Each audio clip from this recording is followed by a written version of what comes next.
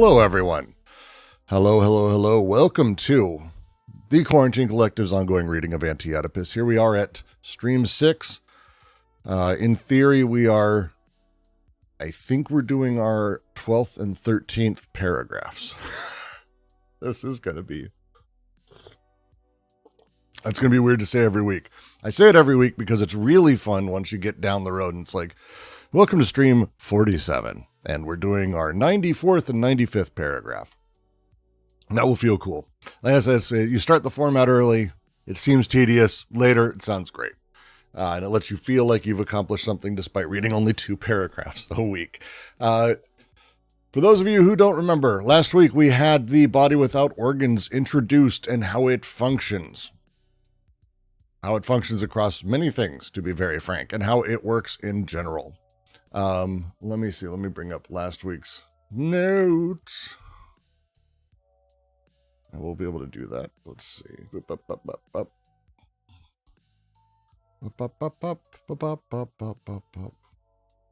Yes.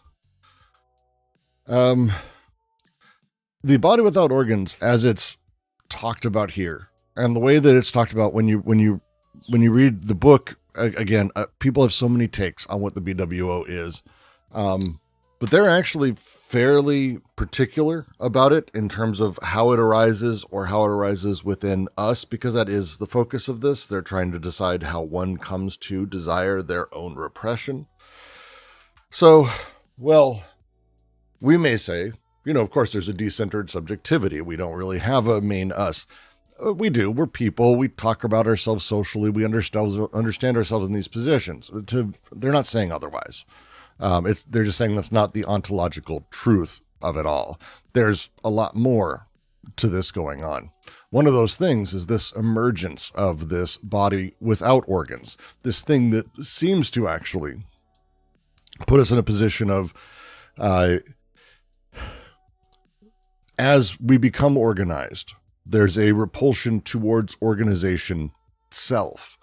The way that a body is organized, there is this affective experience of, as such, the way that production of these connections, the organization of these things is itself, the sound of it is grating, it is repulsive. Now, they use a lot of this language because they're driving towards how these things come together to produce a type of psychoanalytic subject, or a type of what we might call, or they are trying to refer to as, mental conditions. Things like schizophrenia, automatism, autism, the neurotic subject, the paranoiac subject, the psychotic subject. All these things that are sort of baseline to traditional psychoanalysis. They want to be able to talk through how these things come together, how this builds, and how these types of subjectivities are more emergent, not endpoints, but more emergent properties of a whole that is producing in a very particular way. If that makes sense, hoping that generally flows with what you have as your understanding. One of the things that's really, as we go into the next paragraph, I kind of want to just sit with, is the ending of, because it ends with connection, which is the next paragraph. Sorry, 2 seconds. No, this is where we're starting this week.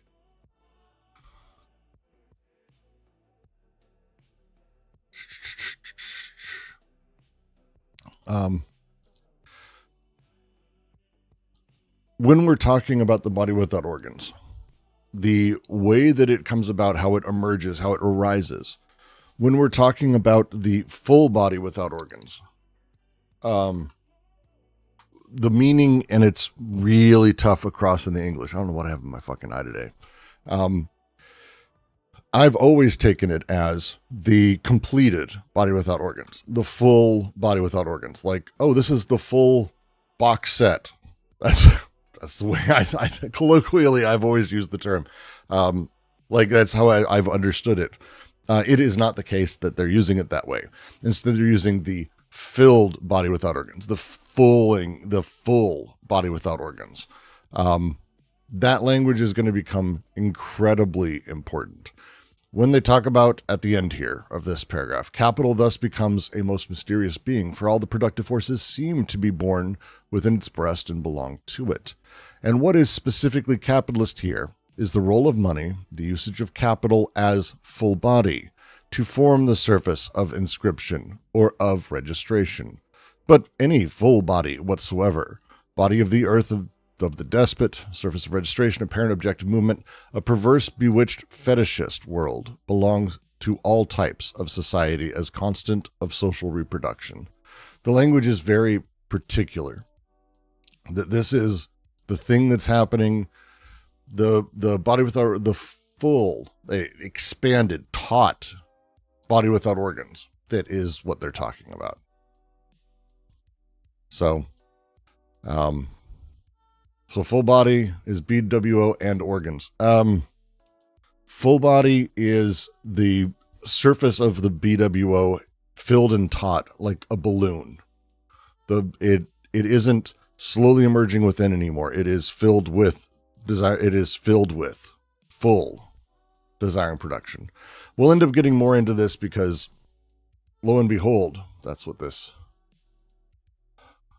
paragraph is. That's where we are now. So, yeah, that's where we are now. We'll be continuing it. As we go into this, that's the kind of stuff I'm pushing to sort of keep in the back of your head as you read and as you go and as we go, because the setup here is to talk through sort of the second bit of, or second moment of desiring production that the BWO is involved with. Because the BWO repulses itself, like is repulsed by the movement, is repulsed by, and think of it as magnetic attraction. It doesn't have a personality. It's not like, ugh, gross. It's a repulsion. It's pushed away, pushing away from. It is recoiling from. Think in terms of movement. Think in terms of movement. Think in terms of movement. Physics. There's a reason they use the language they do. From here, we're not going to be fully repulsing. There's a second step to this. There is a part where the shift from repulsion to attraction happens. And this is going to be really important to kind of all of this. Because, well, at first, the organ machines were repelled. There's a bending back. And again, think of, is it taut or is it malleable? Is it slippery? Like, they use these terms in exceptionally complex ways, but they are building an extended universe, you might say, of how these things operate or what they do at various stages or states and how they play. Because now we're going to be talking about the BWO bending back C'est Robert Sour on production, right? C'est Robert Sour. Colley says, yes, it's full with something, but not organs. Yeah, I think I'd be hesitant to say it's full of organs, but that it is the full body. And again, they use the phrase at the end of that previous sentence. It's like, they're in the previous paragraph. Any full body whatsoever. Earth, despot, surface of registration, apparent objective movement. And this is that apparent objective movement we talked about being how they're talking about how ideology forms. That it's not so much that one is tricked and lied to and just accepting it, but that they truly are seeing an apparent objective movement of things. That apparent objective movement, you'll notice, any full body whatsoever, that's this, any apparent objective movement. It's going to make a lot more sense when they get more in depth in it later in the book, but these are the things to sort of keep top of mind. Again, we are only in the introductory fucking paragraphs. So we'll get there. So we'll read, and then talk through it and go sentence by sentence again. As always, you can join us from YouTube. You can join us live. I'm working to get YouTube chat and Discord chat connected. I'm stupid today and the last few days I've been churning out these fucking essays. If you haven't watched, you should. Today's is basically about this entire one is about Anti-Oedipus and Klosowski, but today's essay was about the 3 full bodies of all things. Of course it was. I didn't even actually realize that until I uploaded it. So we'll get to reading. Let's do this. If you like what I do, support me, patreon.com/DGQC. $5 a month helps. Thank you. I'm glad you like the new layout. It is, it's actually functional, which makes me happy. There should be a playlist for these guys. I'll figure that out. All right. The full body without organs bends back upon desiring production and attracts it, appropriates it for itself. Organ machines hook onto it like a fencer's vest or like medals on the jersey of a wrestler advancing while making them bounce. A machine of attraction can succeed, may thus succeed the repulsive machine, a miraculating machine after the paranoiac machine. But what does after mean? The two coexist, and black humor is charged not with resolving the contradictions, but with ensuring there are none, that there never were any. The full body without organs, the unproductive, the unconsumable, serves as surface for the registration of the entire process of production of desire, so that the machines of desire seem to emanate from it in the apparent objective movement that reports them back to it. The organs are regenerated, miraculated on the body of I need to change all those back to Judge Schreber. Body of Judge Schreber, who attracts to himself the rays of God. Doubtless the old paranoiac machine subsists in the form of mocking voices that seek to demiraculate the organs, and notably the anus of the judge.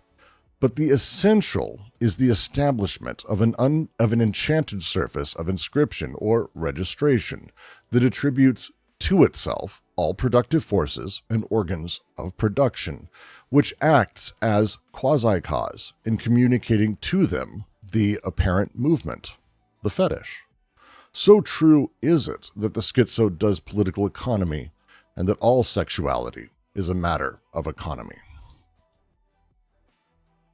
1 sec, I need to change the president's shit to judge. I fucked that up. I need to just go back through. Oops. Well, that's fine. That's fine. It should apply to both of them. But nope, maybe not. That's fine. The judge, period, not comma. All right.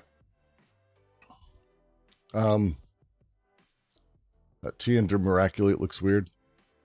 That might just be a font thing. Why is it doing that? It should be calling a very particular font. I don't know why that's doing that thing.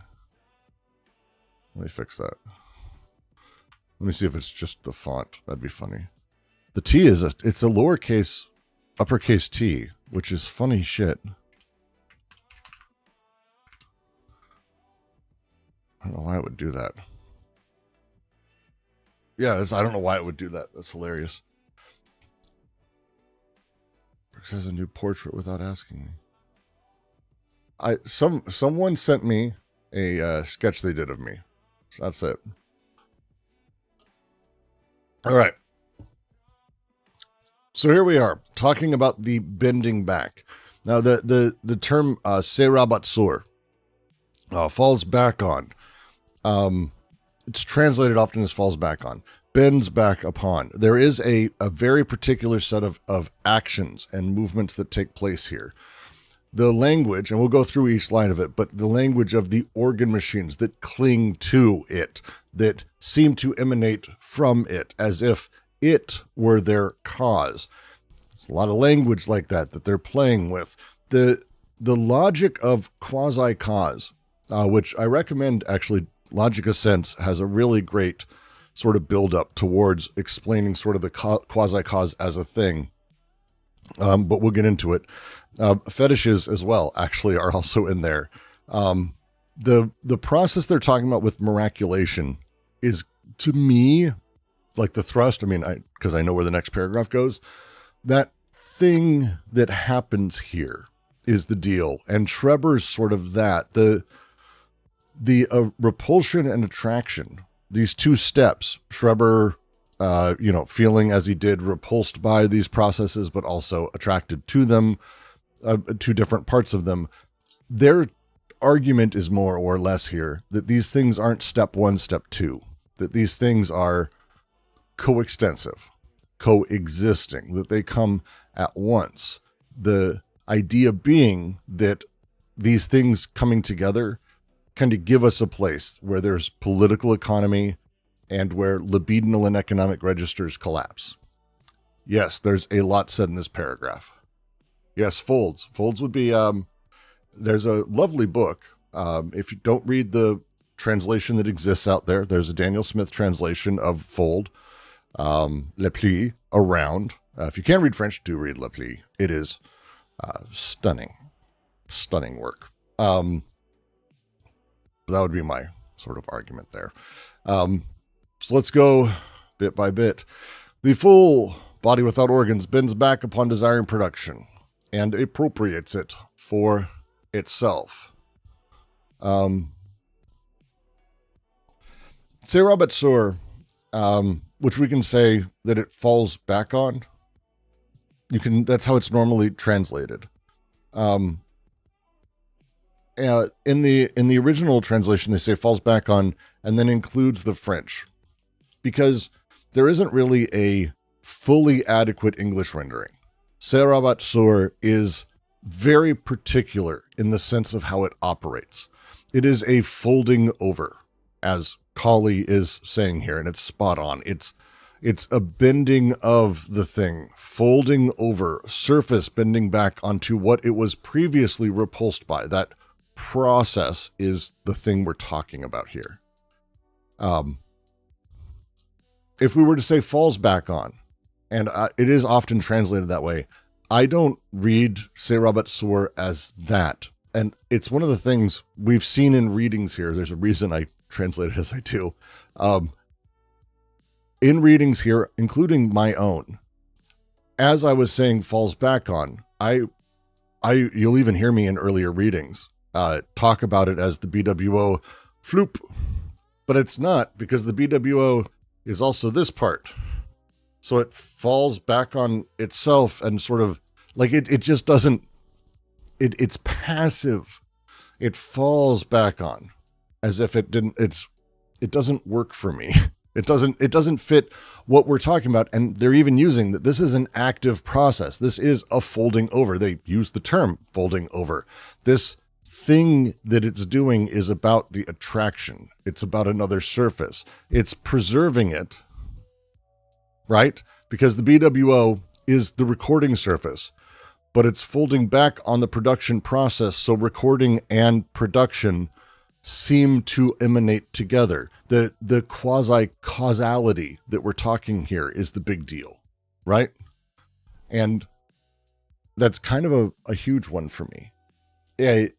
Because when we're talking about the shift from that first to second syntheses of the unconscious, which is what we're moving through, we've come from the description sort of how capital, right, as full body, folds onto production, makes it appear to emanate capital from itself, right?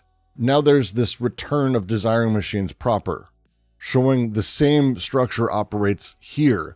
The BWO as this locus of anti-production, of this locus of repulsion of all of this. Remember, it's repulsive, hates this, oh, the sounds, oh, the bells, all that shit, right? It's going on. The BWO is that, the catatonic, the leave me alone of things. Its relation shifts, it folds onto them, draws them in, claims them as its own. It encompasses them. The folding of it is incredibly important. So as we move from the connective synthesis, the production of production, more or less, to what is next, the disjunctive, which is the production of recording, and then the sequence of verbs that they use, se rabat, attirer, s'approprier, se rabat, attirer, and s'approprier. That's fine. This is deliberately escalating in how it talks. It's folding, attracting, and appropriating. And every step is how the BWO captures production. It is the process of it. All of this is incredibly important because of, do you want to guess which bearded thinker it might be? Anyone? Marx, that's right. This is Marx's analysis of capital in a book he wrote called I Like Money. Don't You Like Money? Volume 47, Volume 3, Capital Volume 3. Capital appears as a quasi-cause of production. It's the mystical being, as he talks about it, from whose breast all productive forces emerge, I believe is the language he uses. This is taking that and going, well, okay, but there's things that happen here. Because the BWO does this. It's the same operation. But this is at the level not of economics, at the level of desiring production. And actually, as he later says, all of it is economics. All of it is economy. But he's kind of bringing it down first. So we're moving from like the social production parallel to moving to his primary process of production. Does that make sense? We need someone to teach Brooks French pronunciation? No, you don't. I have a really good French accent.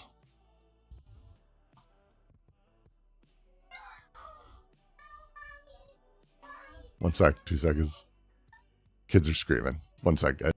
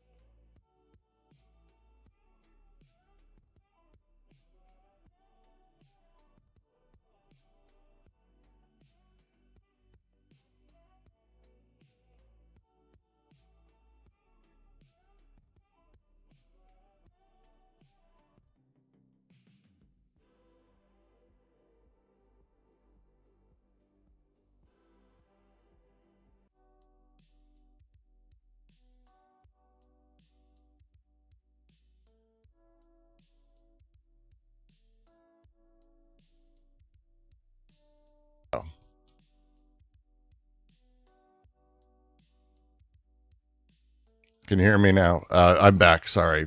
The kids have learned that when they throw a little mini fit, they think it's funny because I come running. It's a prank. Ha ha ha ha. It is fun to be a parent. I promise. That's okay. We were in between sentences. Organ machines hook onto it like a fencer's vest or like medals on the jersey of a wrestler advancing while making them bounce. I'm not going to go over my translation differences here because I don't give a fuck. But what they're doing here is playing with some extremely concrete imagery. And that concrete imagery is actually doing a lot of work. The images they have are actually very varied layers unto themselves. A fencer's vest here, right? And medals on the jersey of a wrestler. The relation they're describing, and again, the movement they're describing, that's really what's happening here. They're describing movement, is about organ attachment to the BWO. Right? It's about that. So, fencer's vest, bit of a dated reference, sort of about the most bougie French fucking reference I can think of. I'm not sure. He could make a croquet reference, and I might go, that might be a little bit more bougie. I'm not a fencer, not my jam as a thing. The fencer's vest and how it plays, if you actually do fencing, it is a surface of registration. If you ever watch competitive fencing, which once upon a time used to be a real big thing, actually, as a thing, there's a target area and setup, right? And the vest has various sensors in places where, like, there's valid hits or not. A fencer's vest is this. And so when we're talking about how the organ machines hook onto the BWO, they're attaching to a surface that is effectively their hit detection. It is their recording. Hit detection just means recording. We'll use the video game analogy. If I click a button and my little dot is over your head in a video game and I get a kill, it's the hit box. The hit detection happens. There's something registering there. A surface of registration's happening. They're going to come to call it that, but that's what they're referring to here. A fencer's vest, where you get hit, determines so much about the points here, points there, validity here, things like that. Great. Surface of registration. The wrestler's medals is less about registration and more about the display and the apparent emanation. I don't know wrestlers wearing medals. I've never seen, we have the Olympics going, that's fine, but we don't really pin medals to wrestlers anymore. So, yes, I'm not sure you could make these references like more outdated and I guess, untimely, anachronistic. But it is, well, I mean, Anton, think of them as, we do this in America for sure, the military. Someone will have like 1 million medals pinned to their like dress blues, and they'll be like standing there like, yes. And then the medals seem to come from them. The medals appear to have emanated from the officer or the soldier, or in this case, the wrestler. It appears to, but they're hooked onto clothing, which is covering up other clothing, which is covering up a body. They're hooked onto it. But the logic is that those medals are coming from that guy. They appear to, especially as they move, there's a jostling, right? That thing, they're hooked onto it, but they seem to emanate from it. This is the logic of the fetish. They're going to go into this elsewhere, don't worry. But this is the logic of the fetish. And yeah, sure, sexual fetish, yes, but fetish has a very particular meaning in all of this. This seeming origination of recording and production together. It bears signs, metals or signs, objects as well. It's more the objects. It's less the, it's that metal from that thing. That would be a little bit of the registration, but again, think less about it being like a whole story is like, oh, that's a whole sign. It's not really that. It's registering, and then the movement and the apparent emanation. A machine of attraction can succeed, may thus succeed the repulsive machine. A miraculating machine after the paranoiac machine. Remember we went over miraculation last week. I prefer that language. A machine of attraction can succeed, and may thus succeed the repulsive machine. A miraculating after a paranoiac. The repulsive machine is the repulsive. That like this is a very 1-to-1. They're like boom, boom, boom, boom. These things are the thing. The miraculating machine is the machine of attraction. The paranoiac machine of repulsion. Again, one succeeds the other, but we'll get to where they fuck with that as a thing, because that's not really how it works. Clown Queen. Just dropping by, keep morale up. Hope you're doing well. Good luck. Have fun, of course. Enjoy. Keep up the good work, nerds. Thank you, Clown Queen. We're surviving, or at least everyone's at least still here. I'll stick with that. Everyone's still here. So what can I say? What can I say indeed? All right.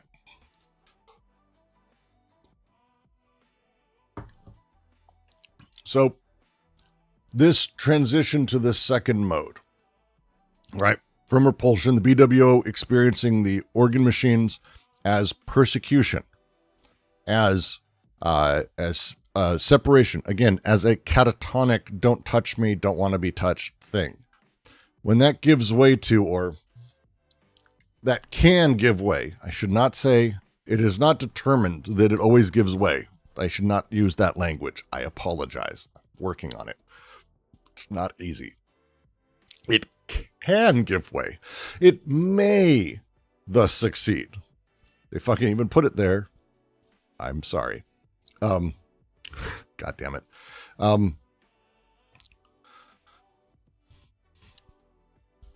The term miraculating is very much from this book. They don't have, it's not like they're pulling from other lectures or things like that.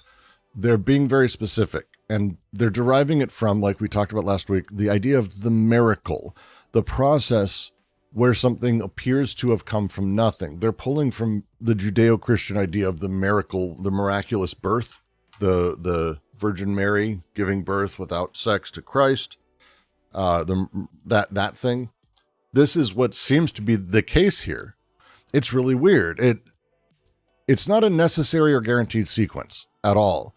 But the thing that ends up happening is the BWO makes the organs appear to be the products of itself. It is the Virgin Mary, and they are the Christ. They are born of no real production, but it seems to be that way. Again, we live in a culture, especially in America, where we think that people with money and money is what makes businesses and jobs and production. There's no reality to that.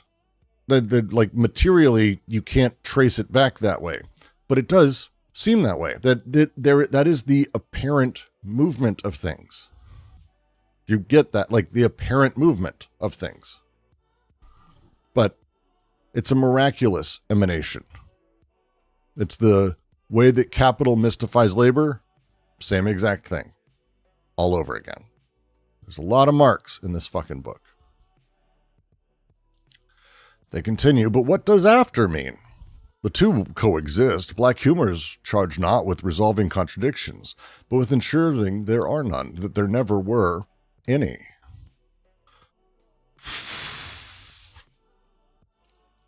There's a lot in this sentence. Black humor is going to be very, very complicated to talk about here. I'll do my best. There's a lot. Black humor is going to come up a couple other times in the book in more depth, so I'm not going to go crazy into it here. Again, we're fucking like, whatever, 11 paragraphs in, I guess. 7 paragraphs. I don't even know anymore. God. They just laid out this schema where they say one is here and then after blah, blah, blah. One can succeed, may thus succeed, a miraculated machine after. And then they're like, hey, after doesn't really mean after. It's not a temporal succession, right? That's not the deal that they're talking about here. The paranoiac and miraculating machine coexist. That this is not the Hegelian idea of contradictions resolved, ficte or whatever, that and Freud's sublimation of one being turned into another. None of that. That's why they pulled up black humor here. The black humor is a thing that really, really plays into surrealism and has a very specific function. Black humor doesn't resolve contradictions. Right? Black humor is a long-standing thing. We'll be going into it at some point. But it doesn't resolve contradictions. It doesn't sublimate meaning from one thing to another. Black humor is gallows, like the darkest shit. Somehow also, like, it's the lightest and darkest at once. It doesn't try to overwrite another one. It's not resolving these things. Somehow black humor acts as if there never were any contradictions. And it's the way it functions is almost this retroactive process, right? It isn't working through stuff. It isn't ambivalence as a thing. It is a flat assertion that the contradiction was never real in the first place. So, how would I talk about this? Because Artaud uses black humor all the time. Isn't black humor bile? There's a lot of language. They're not necessarily going in that direction, but this is...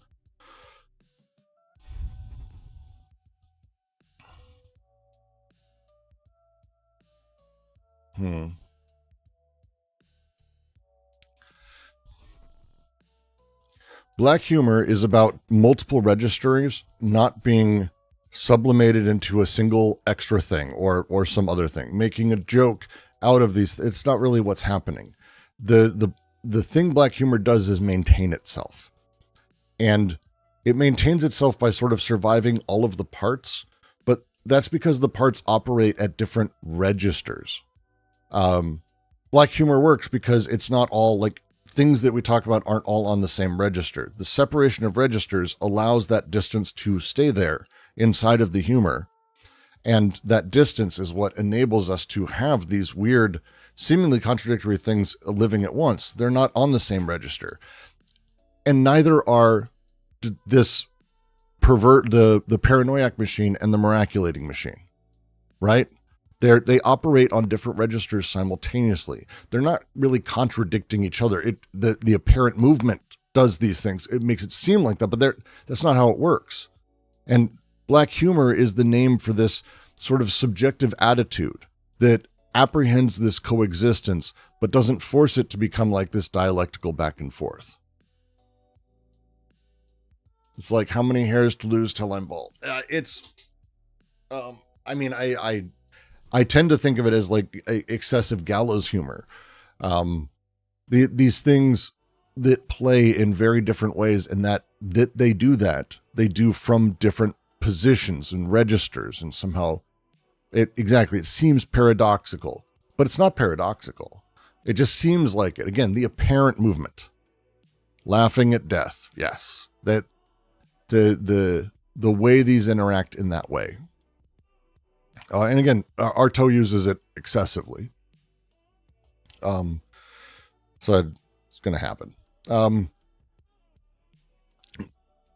The full body without organs, the unproductive, the unconsumable serves as surface for the registration of the entire process of production of desire, so that the machines of desire seem to emanate from it in an apparent objective movement that reports them back to it.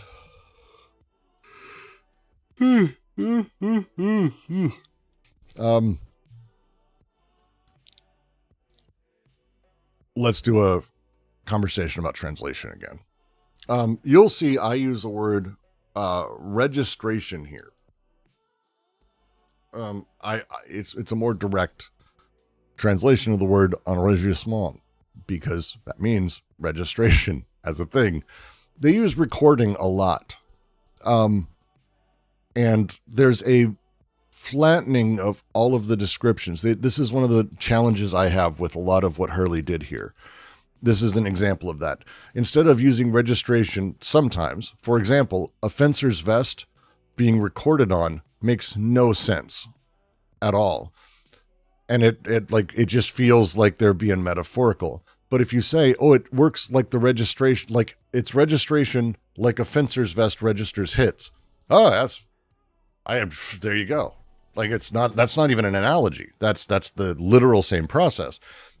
So when you change registration to recording everywhere, it fundamentally shifts a huge number of things. They do this on a lot of stuff. A fencing vest could record hits. So no, the fencing vest doesn't record hits. The technology around the vest does. The vest is just the registration of it. There's a difference in how this works. And it's like recording like a tape recorder, or registration like, bureaucratic inscription is kind of a big deal. And they're used both at different times, because the BWO records production, but it also registers it. And it does so in the sense of that official inscription. Chapter 3 is going to make this distinction incredibly important, because when I say it's like the bureaucratic state, you're going to start to understand a lot better of why they go through this process in a massive, massive way. There's a reason that we talk about it this way. Because this is the process where, for us every day, what we do gets registered. It gets entered into the books, right? It's the bookkeeper, whoever the fuck that is. Bureaucrat of par excellence.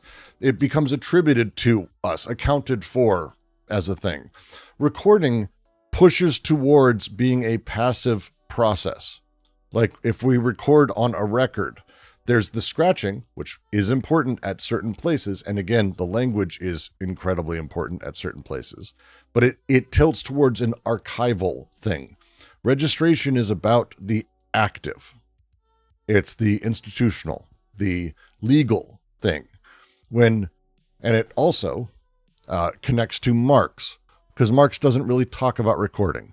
He talks about registration, because for him, it's the registration of rights, the registration of fees, the registration of capital. The economic juridical side of this is incredibly important.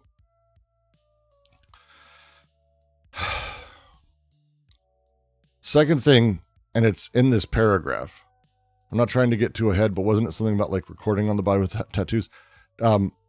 Yes, but that isn't what the despot does, is it? That's recording. production.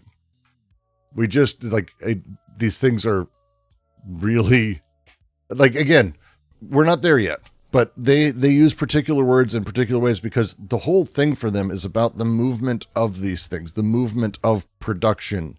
Because for them, as we talked about, the apparent movement, right, of things is what we can come to call ideology, but it's not that it's ideology in the sense of I am tricked. It is I'm seeing what I'm seeing, and that apparent movement is the thing I'm seeing. This is going to become these kinds of language things that they're doing. It's going to become really fucking important as a thing. The second part, and I kind of want to this second bit. So that the machines of desire seem to emanate from it in the apparent objective movement that reports them back to it. The other translation has that establishes a relationship between the machines and the body without organs. That's not the original French. It just isn't. To report back to refer back to, in the sense of carrying back to, the phrase they use is rapporter.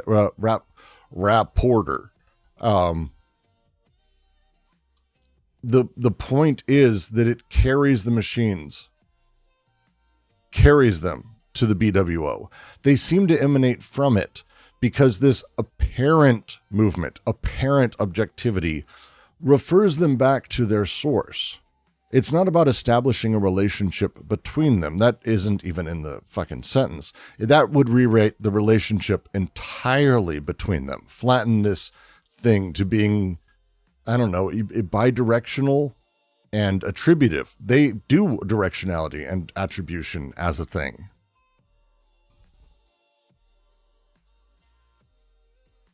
Oh, sorry. There. Is that better?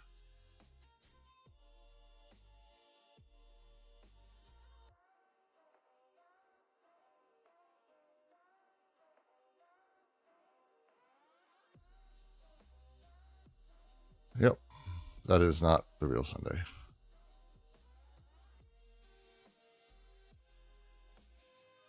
Some weirdo has begun to focus on us. I don't think it's Felix. Just mentioning. Sorry, one second. We have someone in YouTube just fucking around. Josh's. You can talk. Go for it. No, I'm just trying to figure out how to use this thing. I had to get off of iOS, and I'm on Safari now, but looking for the microphone thing here. Oh, here it is. You're on. You're good. Okay. Well, no, I wanted to turn it off. Oh, well, there we go. I want to hear you. I don't want you to hear me. Well, I want to hear you. No, that wasn't Sunday. Sunday would not be making jokes about what's going on in the hospital. I switched to night mode, by the way. Let me know if it sucks. I have a dark mode.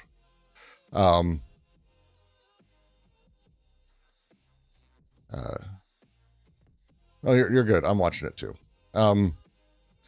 Anyway, there's a dynamic process here that's happening. Okay. The dynamic process of referral and generation and back and forth isn't really a static relation that's concretized as a thing. The BWO doesn't just relate to desiring machines, right? Instead, what happens is the machines are made to appear to come from it, that it's the quasi-cause of. It's important as a thing. It carries it back. The reason I'm harping on this, and because it's kind of the point of this sentence, the phrase that matters here. Overall, they're saying that the BWO is characterized almost now in multiple ways. Okay, there is the unproductive, the unconsumable, and then they say the surface of registration for this entire process, right? And the key thing that's doing like a lot of heavy lifting in this phrasing is when they say the apparent objective movement again and again and again. They do that a lot. It's going to be coming a lot. This is naming the illusion generated by the recording surface, right? The surface of registration.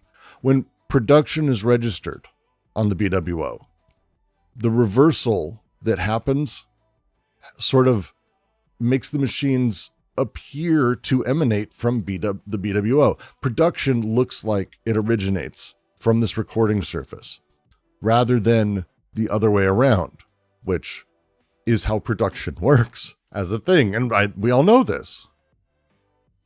We all know this. Because we were talking about during the last live stream, what difference does it make to say that ideology is a real consciousness, a false process, rather than false consciousness? Still sounds like telling people they're being tricked to me. If that's where we were ending, like if that was the end of the conversation, you would be completely right. But the reason that these things like matter is because as we get going, we start to realize as these things build into each other, as the social order is constructed of this, as these things are built into each other, it's not just that a person is tricked. There's actually because there is all of this more, there's actually things that not only can be done about it in the productive sense at scale, but beyond that, it gives us a better chance to sort of understand how these things come together. When people talk about this, and it's tough because the distinction itself, you're right, it collapses if it's just this one thing. And a lot of people in the D&G space, a lot of people in the space will just say like, well, look, people aren't tricked. I've been guilty of that. I don't go fully with it because it's so fucking much to fucking explain as a fucking thing. So if we ask, I'm going to take a side with this Medi. I think that's how I pronounce it. Because I think it's important. If you restate the problem, you say, I walk up to someone who works at Amazon, right? Or UPS or whatever. I say, you have false consciousness about your exploitation. It's exceptionally condescending. And this is a thing that very commonly on the left exists. This is what people say to MAGA people. This is what people say to someone who's a social democrat or a neoliberal. You just don't understand. You just don't understand. But it's not like it's better if I walk up and say, you have true consciousness of a false movement. It's like, yeah, you're right. That's not doing a lot as a thing. But the model overall is kind of the big deal. In the false consciousness model, the problem is within a person. It's their individual liberal subjectivity. Their consciousness is false. If only they can be awakened, organized in the right way, analyzed the right way, broken down or educated. Man, we could fix that person. I could fix myself. I just need to read the right books. But that's not how it works. The problem instead is actually in the movement. Your consciousness is fine. Perception, great. There's nothing wrong with the person. The process itself, this objective arrangement of things, that's the falsity. So the movement, because it really does appear to emanate from capital, it looks like capital produces value. That's not because people are stupid. It's not because they're mystified. It really does look like that. The same way that you wouldn't call, like I said last week, someone who has a playing card trick. And there are people who do this. I'm going to talk about a specific person I hope isn't listening.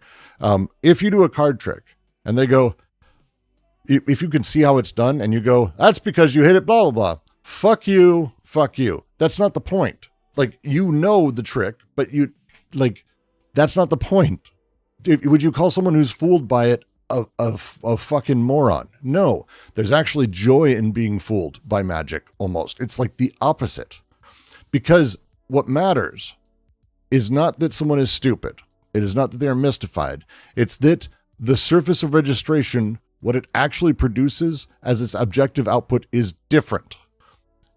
It's producing this. So the intervention shouldn't target the subject at all. I don't need to wake people up. The foundation of a lot of this and all of this shit, it's spread like wildfire. Sy Qutb, and I always recommend people go read Sy Qutb. He's the guy who created what we understand as modern Islamic jihad. He believed, and a lot of people believed, that all you need to do is wake people up. This was like the Leninist revolutionary thing, the idea that followed from there on all of these horrifying things. Osama himself said, oh yeah, no, we're going to do 9/11. It will wake the world up. There are multiple school shooters who say, oh, what I'm doing will wake the world up. People will see what's happening here. But that's not how it works. That's never how it's fucking works, because it's not about people not being woken up. What they're seeing is there. It's the apparent objective movements. So the politics and changes need to be around material arrangement. The way that we handle the flux, the cuts, the flows, the connections, the surfaces. It's not about educating, consciousness raising. It's not about critique as a thing. Not in that sense. It's critiquing outside of the normal framework. Right? And I stick on it, and I'm going to stick on it, because the most important change I believe we need to do is to understand this shift. Because 150 fucking years of leftist movements or universalist movements or revolutionary movements or whatever have basically been plagued by this idea that the other side is just deceived. By the way, that's like fucking everyone believes that. MAGA believes we're just deceived and stupid. We believe they're just deceived. So if they're deceived, they need a savior to undeceive them. It's garbage thinking fundamentally. The party will save us. The intellectuals will save us, or the populist billionaires will save us. I don't fucking just pick a thing. Every answer is reinstating a hierarchy between those who see and those who don't. It is fundamentally fascising to talk about this. Zizek mentions this. If you haven't read Lenin 2017, it's my favorite book on his that he talks about these things, because he's aware of this problem. He doesn't try to escape it. He plays differently in a different direction, but he sees this and he doesn't try to escape it at all. Nobody sees better than anyone else. The dude at the UPS store sees the surface of registration probably more clearly than anyone working in theory, because they are on it. They experience the operations of the registration surface directly, bodily, for 10 hours a day pissing in bottles. The theorist doesn't have superior vision. They have a different position relative to this surface, usually a far more comfortable one. I happen to sit in a different place and be more comfortable. Sure, but deleuze for sure. Most people are revolution like this thing. It's a different position. The worker's not missing anything. I'm not trying to tell a worker what they're missing. It's about asking what is being cut, what is being broken, what connections are being severed, what other surfaces could be constructed in here. It's an engineering question about things, not a ideological question. Does that make sense, Mehdi? I hope it makes sense. That would be like it's a bit of a ramble. It's a bit of a ramble. But that's the sort of setup. Well, I need someone in YouTube to be banning people. I can do it. Just mentioning. this idea of apparent objective movement in that sense, like, we're talking about actually like a leftist movement that's apparently objective, as in, I think, people are fooled to not be on my side of this movement? Or are we talking about actual physical movement, as in folding? No, in that sense, I was using movement more in the colloquial. Apologies. I am mixing terms there. You're right. Oh no, totally. But I'm just wondering about, because I think it works for both, apparent, objective, each of those words, apparent, objective, and movement, each one individually has like dual meanings associated. So when we say apparent, objective, movement, are we talking about, I don't know, it would be nice to say, okay, we mean apparent as in looks like, not apparent as in false, or objective as in an object, or like something it is a bit of a Yeah. magic trick. I mean, let's talk about an apparent objective movement. Leftism. Like yes, you could actually, you're right. I actually think you're right in the sense that it is, it's an extraordinary bit of wordplay to say that the leftism is an apparent objective movement, but it is doing the same lift. I think you're right. There's also apparent objective movement as in moving to the left. Yes. Where depending on where you're placed, it looks like moving to the right. I mean, it works in a lot of ways. So And I'm then just it's a wondering if movement towards leftism. Is it really? It's an apparent objective leftism. That's kind of funny, actually. That kind of makes me chuckle. I like that. I haven't considered that. Me too. I haven't considered that, but that's, Well, I'm thinking of it on a Cartesian plane, in addition to being like politically left or right. I mean, we're saying apparent movement, like moving up, also looks like moving down, depending on where you're placed. I do not disagree at all. I think it's a great way to think of it. Because the whole point is to be, hey, it's a magic trick is going to be, and they kind of talk about this and use this, and they haven't. If you see a magic trick, apparent objective movement, it's not like the guy's hands aren't moving in certain places. It's not like the card is there and you're just blind to it. The card did disappear, and I'm putting that in big air quotes, but it is an apparent movement of how things go, because at the end it's not your card, or it's this thing or it's that thing. And what's fucked with you is that you did see everything, and the apparent objective movements of everything generated a different understanding of things. It's not that you were like wrong in the sense of like, I saw something that wasn't there. That's not it. It's you were tricked. But again, tricked is even more than I'd say. The apparent objective movement fools us, but we see it. And that, again, the magic tricks are built to be seen in certain ways. They are showing, it's about that perception. It's about our position. The same way that David Copperfield made the Statue of Liberty disappear, and everyone at home was just stunned by this. But he just turned the camera slightly. That's all he did, and then it wasn't there anymore. And everyone was like, oh my God, what the fuck? But not everyone. Only the people who happen to be looking in that one, like, this is the point. I really like that way of thinking about it, Collie. That's really good. Yeah. The other side of this, and I want to make sure I get to it because it's in my notes, is again, bringing it back to Marx, because like, this is so fucking Marx. It's insane. The thing Marx talks about, the structure Marx identifies when it comes to the fetishism that we have of capital, labor produces value. Like, this is, you build something that has value more than the parts. If I have a bunch of shit sitting around and I make a table, the table is more valuable than any of those pieces of wood on its own. There's value generated. But then there's a really weird thing that once that becomes registered on capitalist full body here, but once it becomes registered by capital, the value appears to be capital. So the table is the thing that's valuable, but it's worth $500. The value seems to be in the $500. That's not wrong. Like, you're free to tell me how it's not right. It seems to be the apparent movement. This is what Marx identified. Crazy. Copperfield couldn't make him self-disappear off the Epstein. That's good. That's good. This is the apparent objective movement. And the thing that's happening here is the process of things.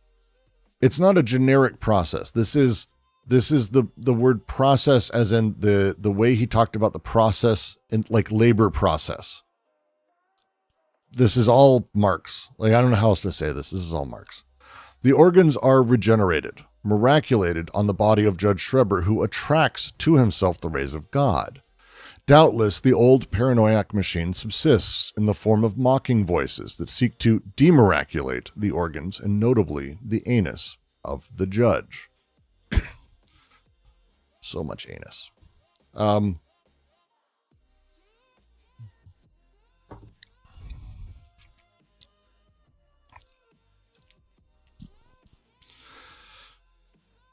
Let's see. This kind of carries actually what we were just talking about.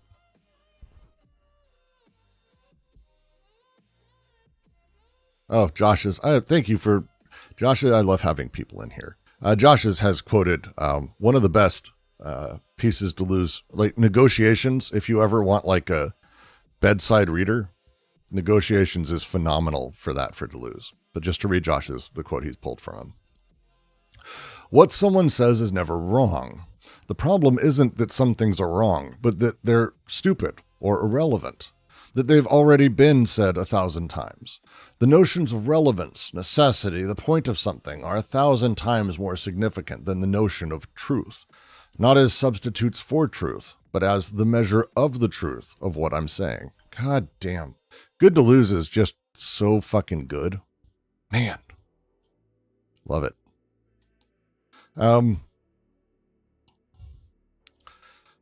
We've been talking about this abstract theorization of things, and here we move into a very particular clinical example of Judge Schreber, which I'm not going to go super into. For those of you who may have missed it, Judge Schreber is a dude born in like Austria, Germany, whatever, to a dad who was genuinely like when you hear stories of like German parents who were like super into like being a piece of shit. This is basically his dad. His dad was almost like an archetype of that thing. As such, he grew into being a fairly successful guy, but also had absolute total breakdowns and had to be committed and had in and out of his life horrifying sort of back and forths. In his delirium, one of the things he talked about is that God would shoot rays out of his ass, sun rays of God, rays of heaven, these things. His organs would be destroyed and rebuilt through a miraculous process, as they're saying here. Miraculous in the sense of, it's not like he grew them. He even talked about him as showing up. He talked about how his stomach was gone. That's why he was vomiting a lot and had a lot of bile and everything. It was a lot of heartburn. It was like, oh, they've taken my stomach and replaced it with that of a Jew. His words, not mine. Pretty sure it is a direct quote.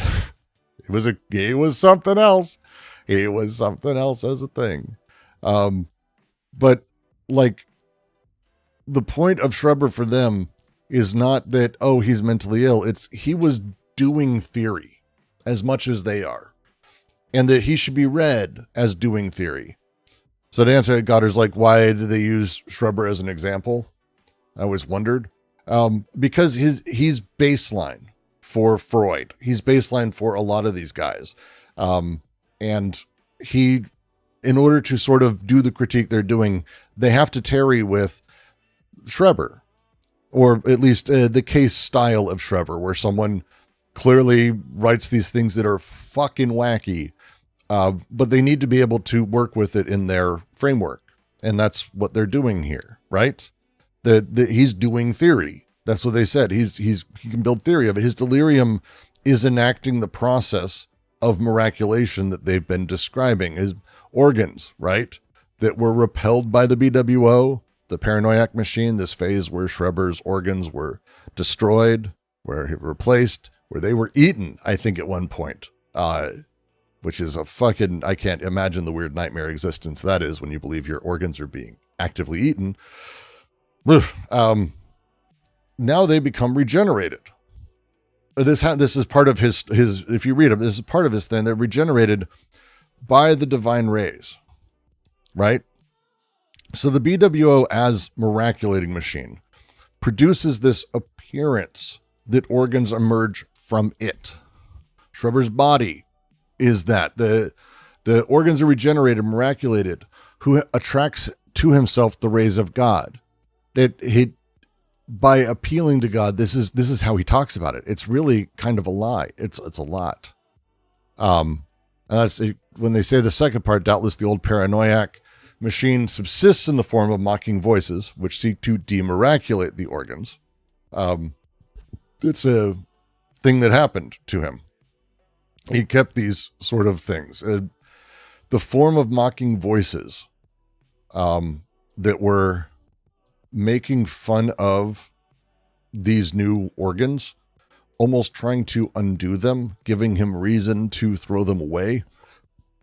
That battle that he's talking about here, right? It really focused on his butthole, by the way. Super focused on it. And I mean, they focus on it here too. That's why it's his delirium was focused around his ass a lot. It is where God penetrated him, tried to make him a woman, tried to make him give birth. Rays come out. It's also where he's humiliated throughout a lot of stories of his. It's a lot. And as the miraculating machine is taking over, even for Schreber, the paranoiac subsists. The paranoiac machine, different register, different setup. It doesn't like cover it over. It doesn't hang out with it, right? It doesn't disappear as a thing. It shifts. In Schreber's case, it mocked him, gave him shit all the time, trying to demiraculate the organs as a thing. This is the coexistence of that repulsion and attraction in theory. And I don't mean in theory, like in the theory that Schreber was building. These are the things coming at once. Right? They come at once. I dig it. It's an interesting idea.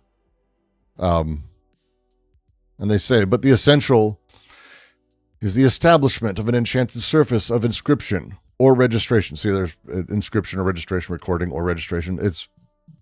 They say both. That attributes to itself, inflection, Brooks, all productive forces and organs of production, which acts as quasi-cause in communicating to them the apparent movement, the fetish.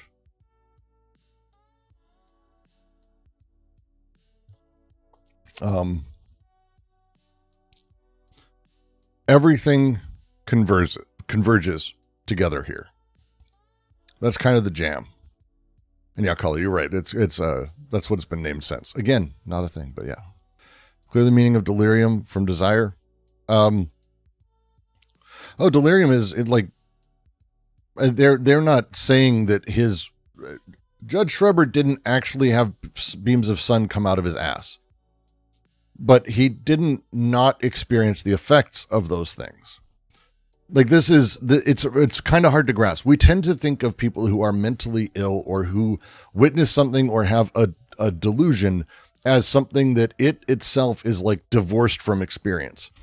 If you've ever had one, you know that's not how it goes. People who have psychotic breaks will carry that with them the rest of their fucking lives. People live with the effect of hallucinations. The hallucination, I'm going to say this clunky, but this is more or less it. A hallucination may not be real, but its effects absolutely are. If someone is screaming, "Oh my God, Freddy Krueger's cutting my head off." Now, is Freddy Krueger actually cutting their head off? No. Are they scared? Yes. So this would be a delirium.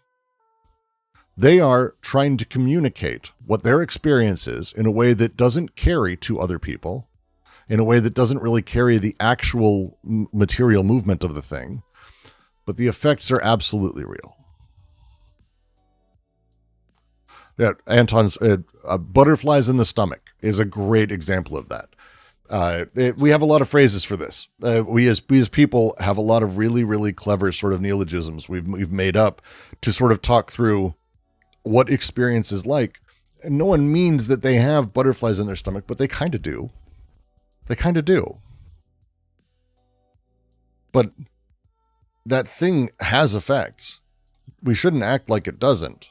It can be described. We can talk through it. We can theorize, as Schreber did. So it's a delirium. We're pretty sure, materially, he didn't have actual, God wasn't actually fucking his ass. That's not how it worked. That's not actually how it worked. But it is how it produced. This can be both true. Rudd says, this is all to be read not as libido or lust, but as machine. Yeah, I think, it's all material. It's all Marx-style machinery shit. And libido is like labor. It's attraction, repulsion, forces at play, the productive capacity of things. So it's specifically hallucinogenic. See, you're adding there. Hallucinogenic has a lot of properties of it. That if I say that I vote for the president because I know he'll do right by me, this is delirium. Like, it doesn't have to be some like crazy cool thing that you're saying on top of everything else. It doesn't have to be like this grand story, right? It's actually very much doesn't have to be that. In fact, I'd say it isn't that. It's narratives at period. The term tends to come from delirium and phantasm are going to be crossing over a lot. It comes from a lot of work with Klosowski and the sort of trends of the anti-psychiatry movement. We'll be getting into it. They actually go through it pretty deeply here. We'll talk about quasi-cause. Don't worry. That's the next. That's in this section. We're getting there. We're getting there. Well, you can resize the windows. Make chat bigger. Oh, God. You people. I can make chat bigger. Delirium is not exactly phantasm. It's not, but but phantasm is closer. I think is how I'd phrase it.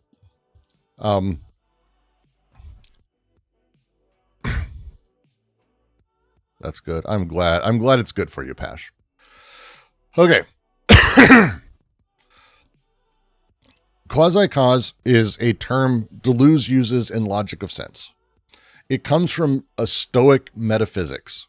I'm doing a piece on how the internet ruins Stoicism, so I apologize if my brain is going to be a little stoic right now. But the thing that is going is about it being not an efficient cause, right?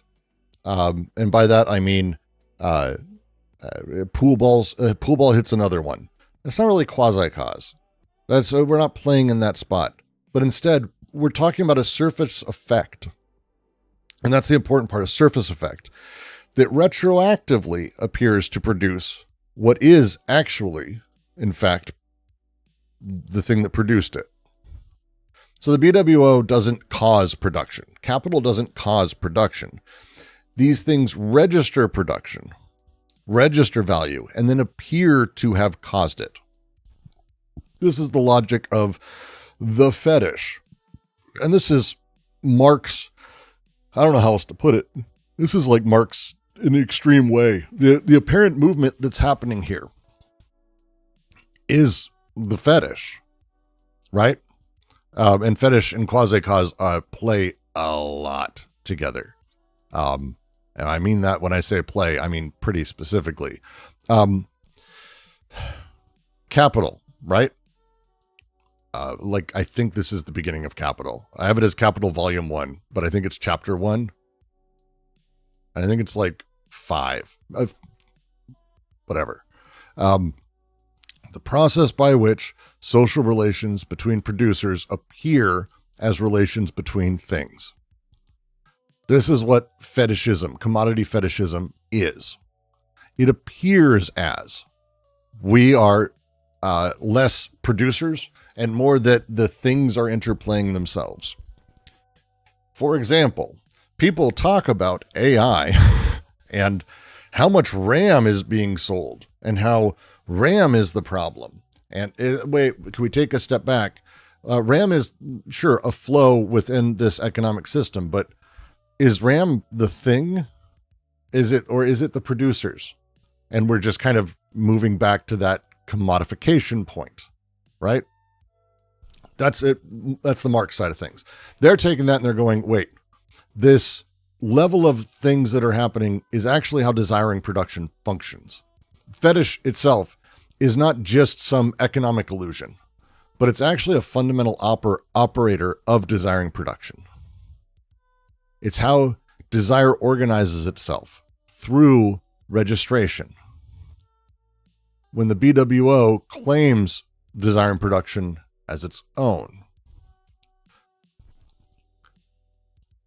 When the Stoics talk about the difference between real, corporeal, embodied causes and incorporeal quasi-causes that operate as surface effects.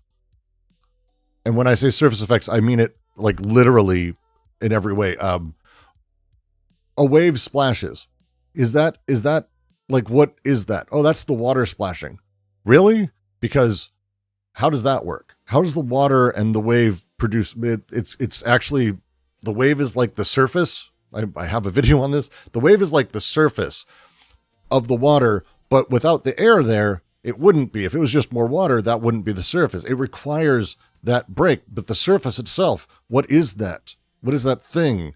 Well, it produces a thing, like it reflects. Is it reflecting the surface? Is the water like, this is where you start getting into this really fucky way that surface effects fuck with our understanding of things. And the BWO is that. It is a quasi-cause. BWO doesn't produce organs at all.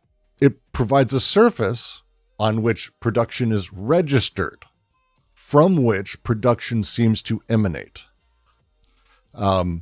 Spinoza talks about the two types of nature. There's the God or nature as the quasi-cause of all modes, right? But these appear to emanate. Same kind of thing. Same kind of thing. And that's kind of the jam here in general. Do you want me to go a little deeper into this? Because quasi-cause is not easy. Sounds like the process of folding back over desiring production. Because that folding back, again, the fold is kind of a big deal to a lot of this, but that folding back that's happening is incorporating, taking it as its own. And again, the quasi-cause. It isn't the causative. It isn't actually building that. Right? I almost feel like I want to do a reading this week of Logic of Sense 14. By the way, if you need to. Double causality. Ugh. Deleuze lays this out really explicitly there. Okay? It's awkward because the Stoics are really having a different conversation than we are, so I'm really trying to do this right, but because it's going to be a lot of language that crosses over. So just, if you can, disconnect your brain for a minute and just join me on a new journey for a second. Anton, does the real cause exist though?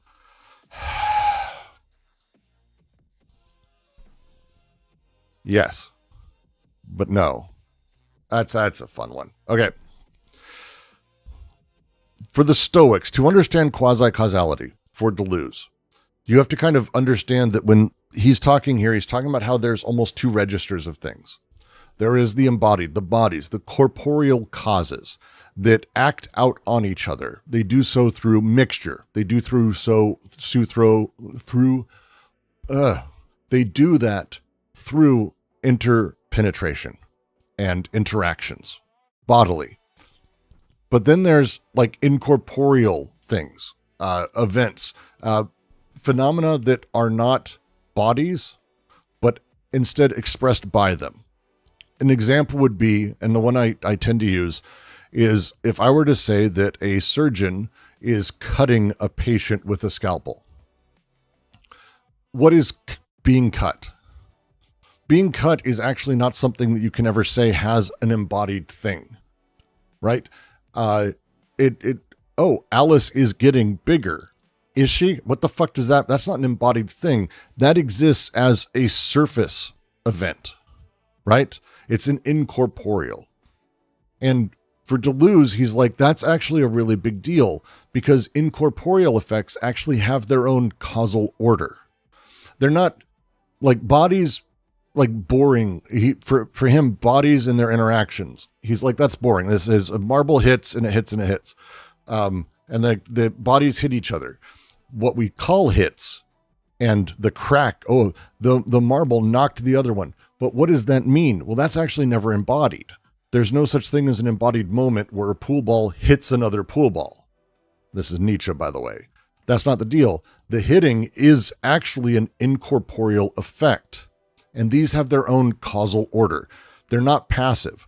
In the same way that I would say a doctor is cutting a patient with a scalpel, I could literally say, well, a patient is dulling that doctor's scalpel with his skin. I wouldn't. Why wouldn't I? That would be an absurd sentence almost. It's describing the same bodies from a different perspective. There's a priority to these things that matters in a really weird way. And so with this incorporeality and the way their own causal order functions, the surface sort of has an autonomous side to it. It has quasi-causality. A causality that operates at the surface, not from the depths. When we get to Anti-Oedipus, which is not, it's a couple years after. It's Guattari comes along and he's like, hey, you should read my stuff. And he's like, oh fuck. And he's like, this changes my life. And it should, because it's really good stuff. The thing that shifts, quasi-cause becomes materialized. It's not just its logic of sense formulation. I'm starting there for a reason, though, because in logic of sense, quasi-cause is kind of idealist. There's a lot of stuff in logic of sense I have issues with. This is one of those things. There's the idealism of sense, the domain of it, the incorporeal. Deleuze played within and was within for a long time this like stoic structuralist framework. He was pushing against it because he was trying to find ways to sort of go outside of it, but it didn't work. Anti-Oedipus with Guattari and the machinic and the idea of the BWO and all this coming together, it gave him a place to go, oh my God, there's materiality here. The recording surface is not incorporeal. It's actually capital. It's the body of the earth, the full body of the earth. It is the full body of the despot. It is a real surface that is performing this quasi-causal operation, right? So it's not a logical or semantic or idealist phenomenon. It is an economic phenomenon. You hopefully are seeing why I'm tying this back in. That last sentence of this paragraph is going to be doing a lot of work when we get to it. So fucking much. So when they're writing here, that the enchanted surface acts as a quasi-cause in communicating to them the apparent movement, the fetish. They're saying that what the Stoics described at the level of language and events, how Deleuze talked about it in logic of sense, it's actually happening in a real process of material production, both social and desiring. The BWO does not produce organ machines. It's an unproductive thing, right? It's unconsumable and unproductive. It doesn't connect, like that's not what it does. But once something's registered on it, it retroactively appears as the source of it. Why do people buy what they buy?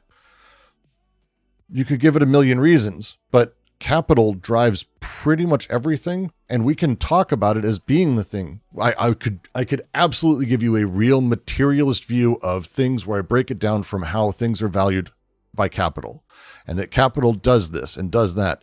And at no point would you be like, well, that's logically inconsistent, because I can do that. There is a thing that's happening, this weird shit that's happening with capital.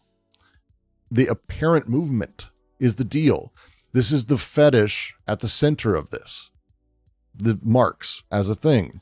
Because when labor produces value for Marx, value appears to be property of the commodity or capital or whatever the fuck we buy, right? And Marx is already playing with this quasi-causal thing. I hope you're seeing that. I mean, that's how I recognize it. The commodity form, as he talks about it, is a surface on which the social relations of production are inscribed and from which they appear to emanate. And that's the explicit side of this. We're talking about Labubu. Yes, Collie, we are talking about Labubu. I almost literally said Labubu. That fucks with my head so bad that you say that. Because literally that was going to be the example I was going to use, and I decided to move away from it. It's a good South Park episode. Because the fetish is the quasi-cause. No.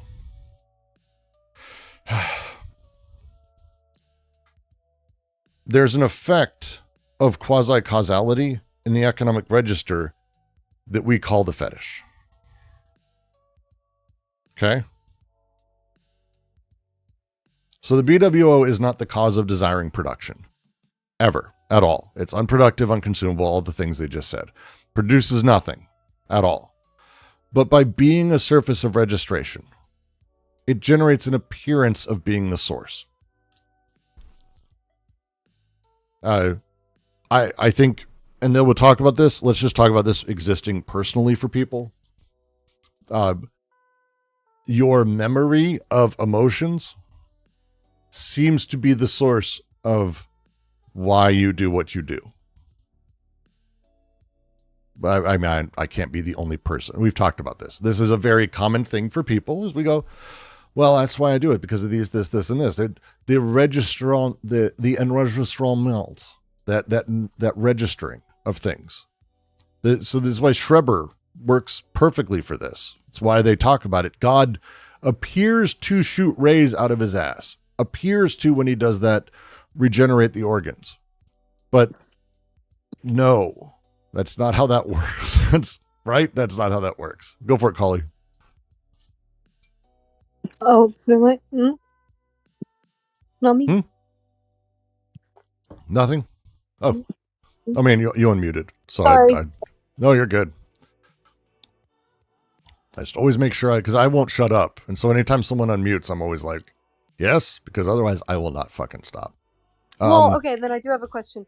Please. Because I don't know if the audio cut out or something, but what you're saying about registering in a personal sense is in like explaining oneself. Is that what you were saying? Yeah, it's that's kind of what they're talking about with Schreber here, right?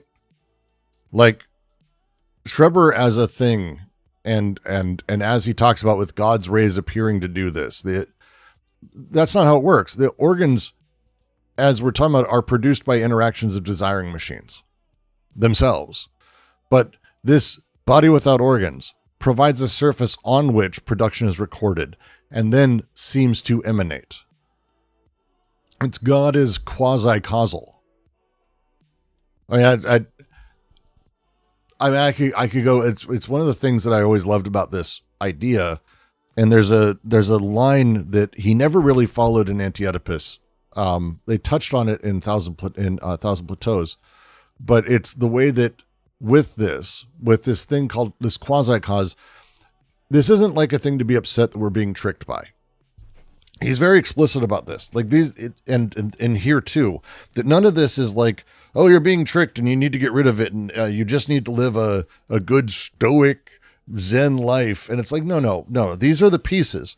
But if you understand that we actually, like, our subjectivity as we exist produces this really weird quasi-causality, and I look out in the world and it seems like these things, but if I can do that, then doesn't that mean I can also do the opposite? I can, instead of actualizing these things, I could counter-actualize these things. Like the event that we're talking about here could be pulled back from actualization in bodies, in almost a pure expression of the surface. The way Nietzsche's Amor Fati works, or the Eternal Return for Klosowski. Anti-production is kind of touching into this, actually, and there's things to be done there. None of this is like a negative ethics. They're not like, well, this thing sucks, we need to get rid of that. It's like, no. they're playing with this huge trajectory and saying these are the material production of things, of ideas, of where we're at, all the stuff that we do. Here's the setup, and there's things in here to reorganize and play with, and that's what they're driving at.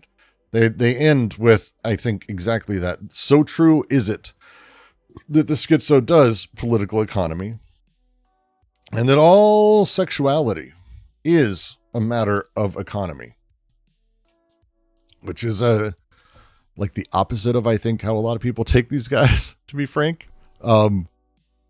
It's such a fucking huge statement. So the schizo is doing political economy. Schizophrenic desiring production operates at the same logic and in the same logic as economic production. Quasi-cause, fetishism, surfaces of registration, apparent objective movements. This is the process of the schizo. Like, it's just flatly. There's a reason Schreber's perfect as an example for this. Right? The second bit, all sexuality is economic. So this is them saying, hey, if you're ever going to write a book called Libidinal Economy, eat shit. Like, libido doesn't need to be connected to the economic. Libido and economy are the same thing, the same process, viewed from different places. So it's like, if you want to talk about like a place where they're like driving a stake into the heart of Freud, this is a huge claim. The psychoanalysis operates very specifically, the familial, libidinal, everything from the social. And that Oedipus and this process allows us to sublimate libido to social. And they're like, no, fuck off. We're not doing any of that. Like, already in the book, we're not even that far. They're like, fuck off. We're not doing that. That's not the thing. The separation's bullshit. The schizo's doing political economy at the level of desiring production. So, and again, to get back to delirium, just because someone mentioned it, that schizophrenic delirium is always about races, continents, classes, armies, all of that. It is always world historical. Because that's what we're talking about here. It's all the same. It's all the same. It's all economic. Sexuality is a business of economy. It's a case of economy. That says all sexuality is a matter of economy. The phrasing that they have is it's like we were talking about earlier with the fucking triple wordplay. Affair in that sense is juridical commercial. It's a matter for the courts. It's an affair for the courts, affair for the company. It's a fair blah, blah. This is the phrasing they're using. And it's very, very intentional, because this is going to be coming all the way back to us when we get to chapter 3, because the way that we're going through a very particular generative process as we're talking through desiring production here, this carries through so much that we're going to be able to do the same thing as a universal history of social orders. And it kind of mirrors in a lot of weird ways. That is an hour and 45 minutes for a very short paragraph, Brooks. What do you do for a living? Why are you doing this? Why are you doing this, Brooks? Good Lord. Oh, good Lord.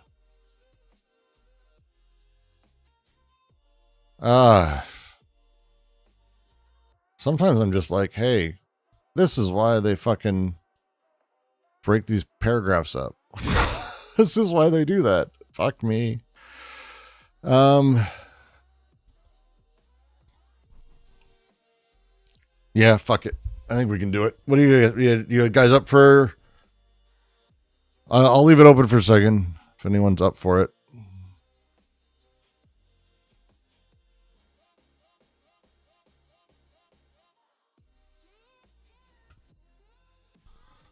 I think we can do it. Fuck it. What do I care? I'd like to finish this because it's this would be a clean paragraph for us to end at, so we can next week move into what is the movement towards the third synthesis. If you want more quasi-cause stuff, there's a great paper on the BWO. I mentioned a few times. It's in the AO chatter thing. Someone posted it. It's Daniel Smith's paper on it that goes through how the BWO functions as quasi-cause. It's very, very nice and incredibly succinct. For what it is, it's way shorter than it should be, just frankly. If you have more graspable logic of sense. Yeah, and Logic of Sense is my book. We did a reading of it, and I adore it. Because it plays more into the things about Deleuze that I am super interested in. DNR is phenomenal. It's just dry for me. I don't engage in the same way that a lot of people do. So we only get 3 streams a week, push the limit. You got 5 streams last week, Pashy. You motherfucker. You fucking people. All right. Logic of Sense reading win again, you mean? Yeah, let me ping the... I have to find the fucking... Call it. Right there. Okay.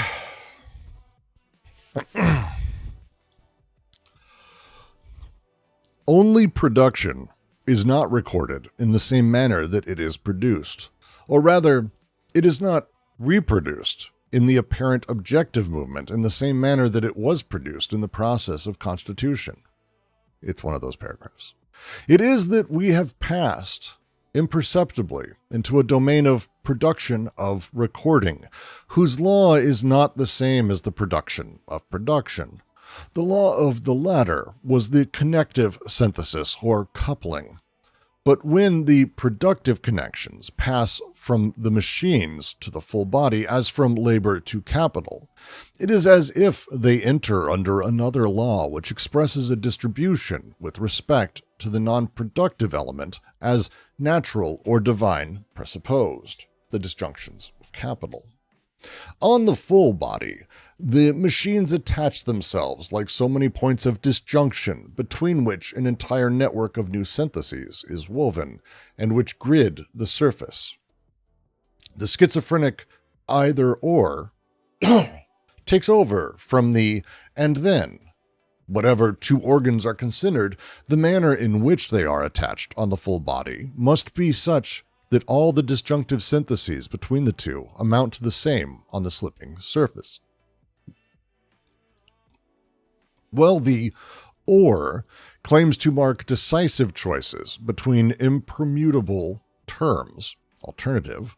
The either designates the system of possible permutations between differences that always amount to the same in shifting, in slipping.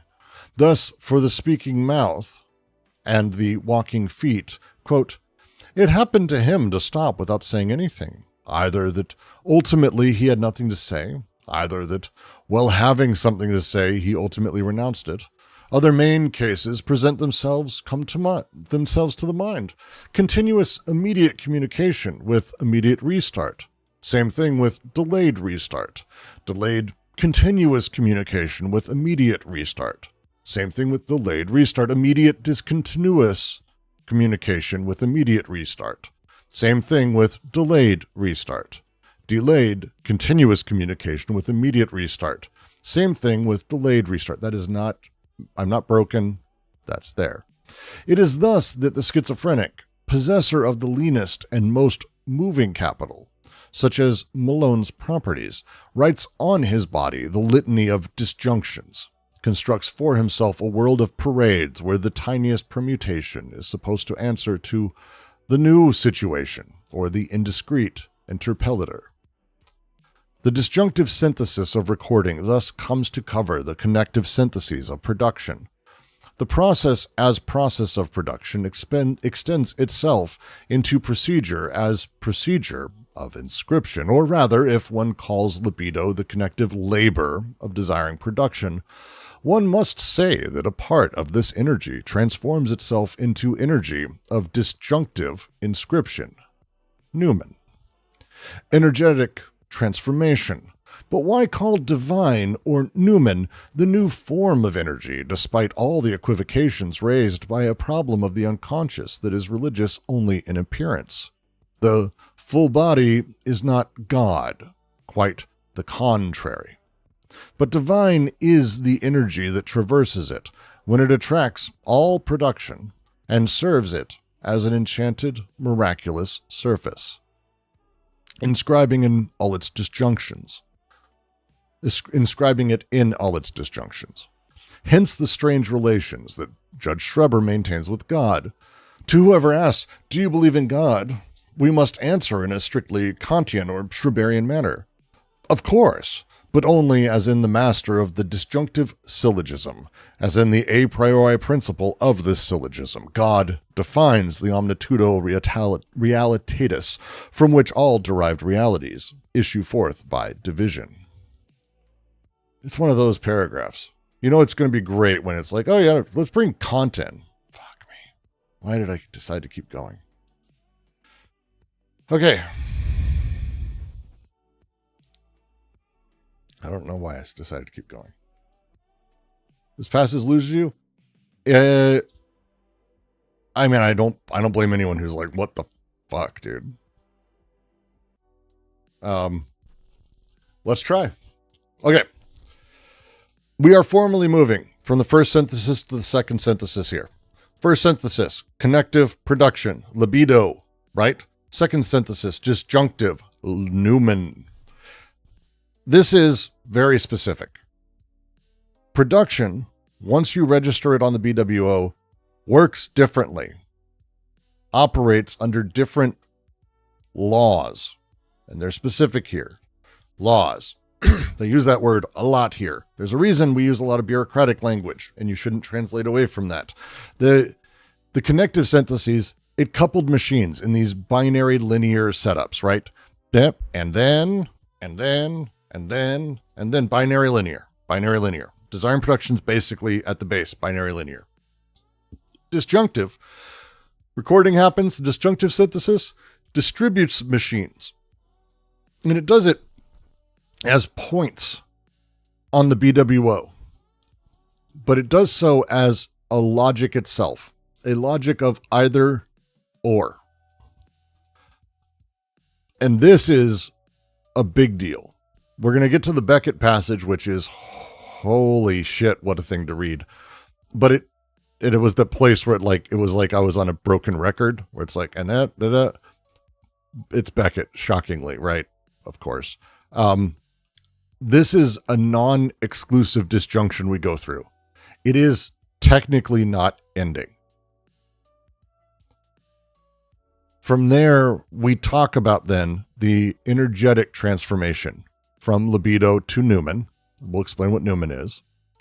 And then we talk about why they talk about God. And it is specifically Kantian here, and it's really important. It's really important because God, as a thing, is the master of this syllogism.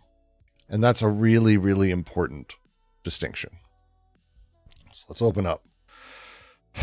Only production is not recorded in the same manner that it is produced. Estelle, you can correct me here. So as Suleiman, Suleiman is the opening here. I could say, however, but I don't like that. I don't like that as a thing. Hurley adds it to the end of the sentence. He moves it down the thing. Production is not recorded in the same manner as produced, however. But I don't like that. It shifts it around. There's a front-loadedness to this, I think, that is really important. As a thing. No, I got you. Seulement la production ne se ressent pas la même manière qu'il se produit. There you go. It could be but. That is kind of how I intended to say it, because it's kind of it's an interstitial from the previous sentence. It's referring to the previous paragraph. Only production is not recorded in the same. It's boy, I'm big and strong. Only I'm not really that strong. That's the type of only we're talking about here. But is an interstitial in a different way that I don't really care for here specifically, because they're minimizing in a specific way, but not interrupting. Yeah. Otherwise, yeah, I know. Trust me. I'm open to changing it. That's why I bring it up. It needs a comma. Oh, Estelle, you're fantastic. Only production is not. Yeah. Yeah, actually, you could put a few things around it. You could even add ellipses at the beginning, too. Only production is not recorded. Yeah, that I like that.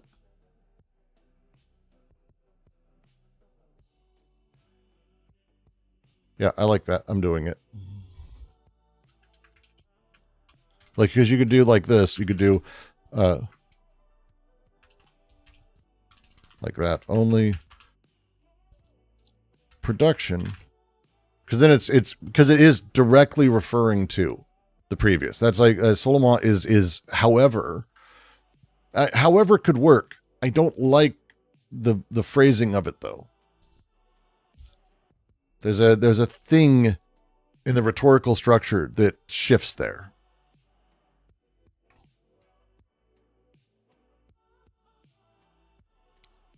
So I'm leaving this up for a second.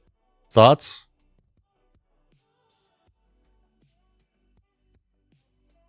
Estelle. Anyone else, by the way, literally anyone else. You don't have to necessarily speak French to have an opinion on this. Because if you get the general structure we're aiming for. I mean, Suleiman is one of those words that's like, one, fucking cool. But, like, I like the phrasing around it. Suleiman is such a fucking good word. It sounds better from a French person than me. I don't care. It sounds cool in my head. The ellipses is too expressive. But it's not solely, Cully. That's the point that we're making. That's the challenge. Because we're saying that, however, production is not recorded. It's an interstitial from the previous. This could literally be continuing. It's not only production is not recorded. It's not only production itself is not recorded. They're saying, seulement is seulement. It's like, only production is not recorded in the same manner it's produced. That's what they more mean. It's a only, like that kind of thing. Seulement. That's like kind of how that's how the word works. I think having the comma is the deal. I'm gonna make it the comma, and that's like the simplest way to do this. And then I might come back and fight later.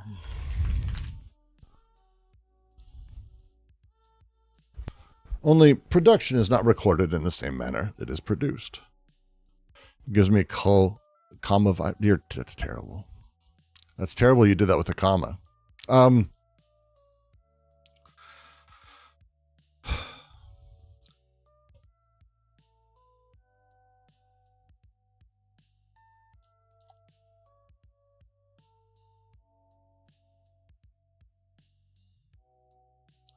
Okay. This is kind of the deleuze would say, des problématiques of the second synthesis for the most part. We just got done talking about how the BWO is this surface of registration and recording. It makes production appear to emanate from it. Now we find the asymmetry of things. And again, it's not an ordered this, then this, then this. Not really. No, I liked your comment. It was a joke. There's no comment in the original, even though to me it would make sense. I don't know. I've gotten used to it. Maybe I've just read too much Deleuze, like in the original French. Like that's not it. His sur le bon de production. Like he's very, very boom, boom, boom when he says so, because he does a lot. He very much does. That's a word he really comes back to. It's one of his tics. It's like sniffles for fucking Zizek, really. However works, but however may work. I'm open to it, but we'll continue. Well, where was I? First, second syntheses and the gap, because that's what, there's a gap here. There's a gap that's showing up because how production produces and how it's registered isn't really the same. Recording isn't a faithful mirroring of production. No one would ever say such a thing. Capital doesn't literally record the entire process of the factory, and like it minimizes. A Living Currency, Klosowski, go read that. Or watch one of my recent videos. All my videos are on this thing that I'm talking about right now. There's a weird thing where recording cannot be a faithful mirror, right? It necessarily transforms. It strips things off. It slices things off, what it records, right? So when we make the move from connective to disjunctive, this is not neutral recording. That doesn't work that way at all. This is active transformation in recording. Recording is not just someone writing it down. Just writing it down does change things. This is like one of the things that they're fucking with. And it's really, really, really important. When we record something, when we name something, when we take the intensities of things and we slough off and we slice down and we add a recording. Okay. Oh, look, I have a table. If I write a table in a ledger, the qualities of that table are gone. I've fucking have fundamentally transformed how we interact. We don't talk about it this way, but that's how it works. I see Deleuze saying, on the one hand, I mean, yeah, it's Solomon. However, like that's his thing. That's his jam.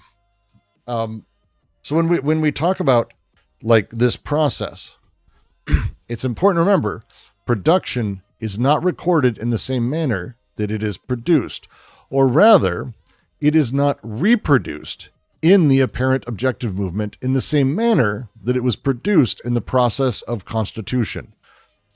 If you're having trouble with this paragraph, this is the sentence. So if you don't understand generally what the sentence means by the time I finish my rant and ramble, literally this would be a really good time to be like, hey, by the way, I need more Brooks, because it's a lot. And the translation is not terrible here. I prefer, I prefer the way I took it. These aren't drastically different things because this sentence is that important. The self-correction that he does here. And again, you could almost see him saying this out loud. Solomon, production is not recorded in the same manner as produced. Oh, Solomon, rather, like again, he does it again. Is the point, he does it again and again and again and again and again. It is not just that the recording differs from production. That seems sort of semi on its face, but that's not really the point he's making. The point he's making is that fetishistic reversal, where production seems to emanate from the BWO, represents production in a fundamentally different form than the process of constitution in which it originally occurred. The process, the productive activity, the constitution, the constituting of it, the connective synthesis, this binary linear coupling of machines, this apparent objective movement, is the restaging of that activity on a recording service. And the gap between them is the gap that this second synthesis inhabits. Does that make sense? Mind of wave particle light. It's not terribly far from that, but there is a step that's important, because when we talk about production is not reproduced in the apparent objective movement in the same manner it was produced in the process of constitution. There's a lot of heavy lifting in the word constitution here. This is not the process of making things in like a generic sense. This is like a phenomenological thing from Husserl's Constitution. And Husserl's kind of important to Deleuze in weird ways. The process by which objects and our relation to them, I mean, that's like phenomenology kind of thing, how they're constituted in experience, right? So in DNR, in his Syntheses of Time, this is a big deal to him. This is the constituting of experience. Husserl's big thing was like transcendental subjective shit. And that's not what D&G, like, I don't think that's the same thing here. This is almost mechanical. It's impersonal. The process of constitution that they're talking about here is like the desiring machines constitute their products through coupling. There's no subject overseeing this. The process is subjectless. It's subjectless. The apparent objective movement, by contrast, is the moment where something like a subject, a person, thing, a position is possible. It may not even be that we're yet a subject. Like subjectivity is built in the third. For Klosowski, the impulses like reflect on themselves and are able to, like, there's conditions for a subjectivity here, a surface on which a production can be attributed, distributed, and registered. All of those things. There's a gap between constitution and the apparent objective movement. And that gap is this place.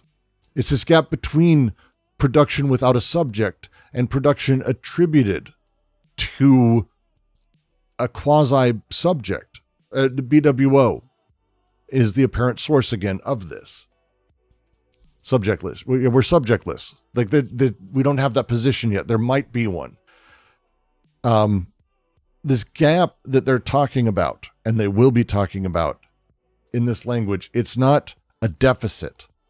It's not a distortion. Like, again, this is not that, any of those false consciousness things at all. As I've said, this is not a misrepresentation of the process of constitution. This is real movement, but it occurs on another surface. This is why this apparent movement happens the way it is. The gap is the BWO. The gap is constituted by the BWO. It isn't the BWO itself. Like the gap is how to phrase it? The operations of the surface that the BWO forms, the taut full body, the gap between constitution and apparent movement is an ontological gap. It's not an epistemological gap. It's not that we see production wrong. It's that production undergoes a transformation of regime when it is registered, and we kind of don't notice. So like, they use a very particular set of terms here. I want to get into the grammar of this, and I feel like that's like super sad, nerdy shit. But I made a handful of choices. They use the term, say, produit. Like again, I'll switch over. It depends on me. This is not a directional thing. There's an imperfect element to this. It's literally the imperfect, versus a present tense of failure to reproduce, which they're putting it up against. That's what, again, this is how I read it. They say, this is the thing that is kind of hard to get across. It is not reproduced in the apparent objective movement in the same manner it was produced in the process of constitution. The imperfect tense that they're using, the language, means the process of constitution is a continuous and almost unfinished past. It was being produced. It was ongoing. It was ongoing. This apparent objective movement that is the now, right? That is the present tense. It is within this time that we're in. That's what's happening now. It's the surface. It is the active now. These two temporalities do not coincide. That failure of coincidence is the second synthesis. Recording is the production of a different time from the time of constitution.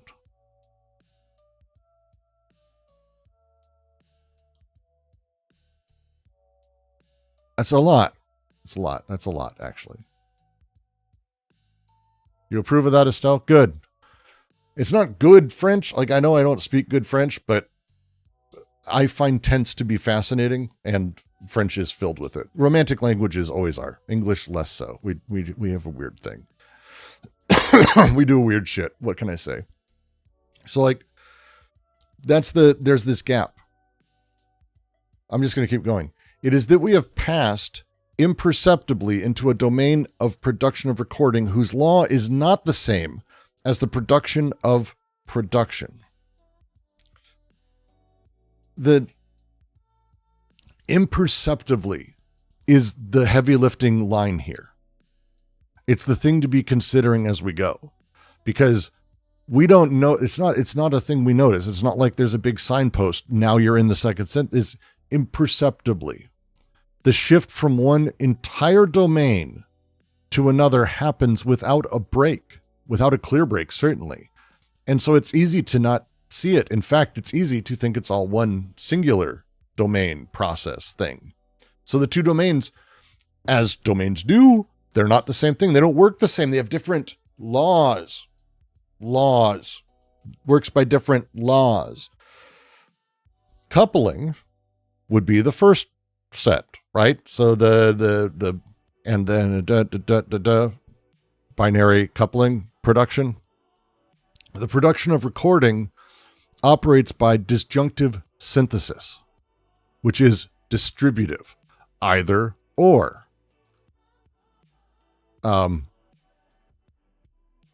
Law is a thing they use here that is important, the way that we would talk about laws of things, the law of gravity, law of nature, laws of blah, blah, blah. That there are different regimes of syntheses.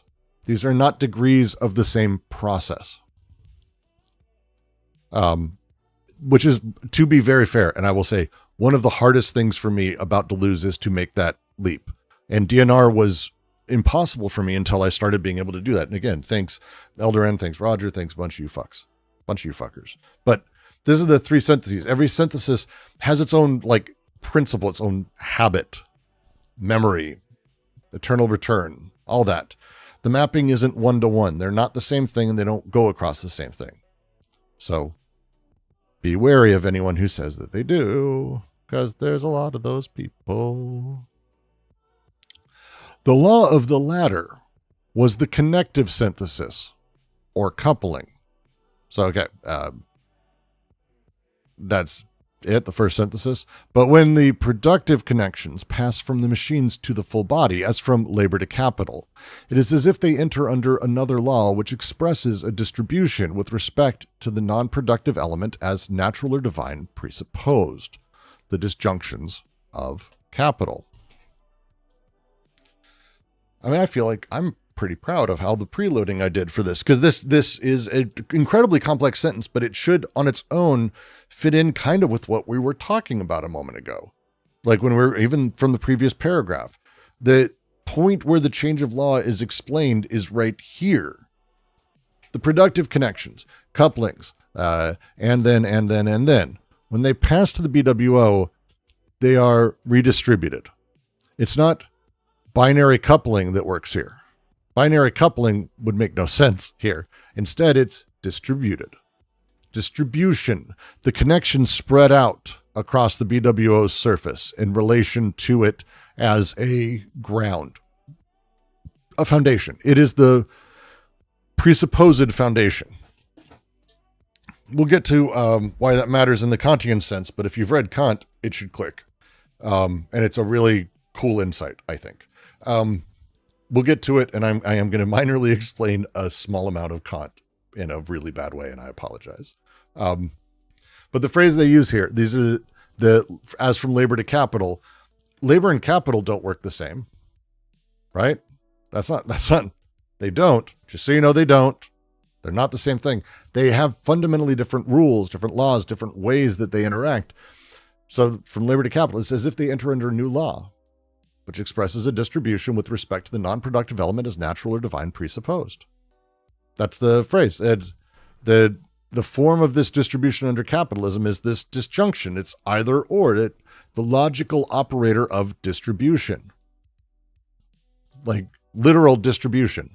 It's either or. Like they're being very base, boring industrial economics here.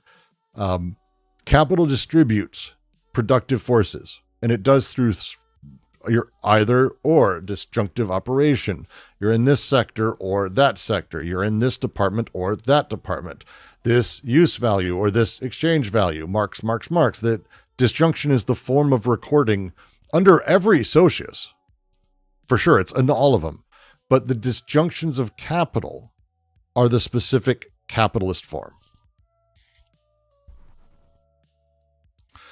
On the full body, the machines attach themselves like so many points of disjunction between which an entire network of new syntheses is woven, and which grid the surface. Grid the surface is so great. There's such as they grid the surface. Hurley marking the surface. I hate fucking how he does it. He's almost writes as if there's like writing and inscribing done on the BWO, like as a secondary thing. We're not there yet. And that's not really what's happening here. This is gridding. It overlays and sort of creates a grid pattern. Right? They are the markings. They are the markings. There's a topological structure. And the reason this is important is because if you think of ancient societies, like prehistorical, when we talk about recording in the earth, if you did like a drone shot, you go back in time, do a drone shot of any of these, they will grid the earth. They record, humanity recorded itself in the earth, quite literally. And that thing, that arrangement of things, is not that we wrote and then there's a separate thing that is writing in the earth, or that people went, oh yes, I will walk this path every day to record into the earth. That's fucking not, that's not, it just is the thing. They are the grid. The machines attach themselves like so many points of disjunction between which an entire network of new syntheses is woven and which grid the surface. This is the gridding of the surface. These new syntheses that are woven, these are not connective couplings. This is distributive. The gridding of the surface here, the network of either ors and overlays of that normally was pretty fucking linear.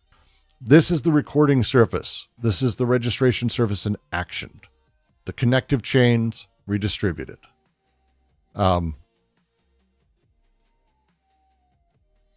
Weaving is going to be, I like that. They use this. I really like that language.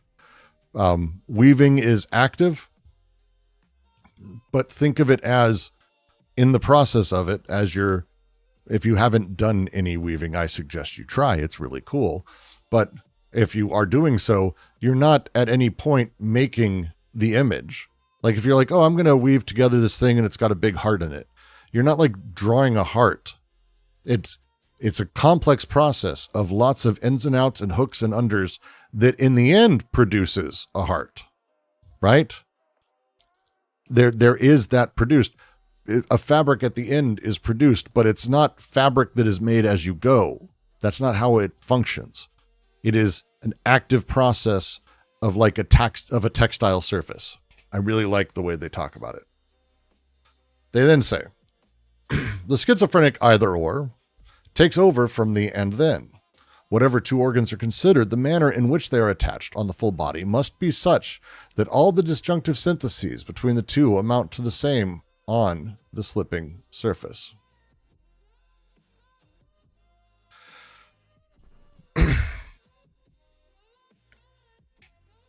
There's a really tough translation thing here.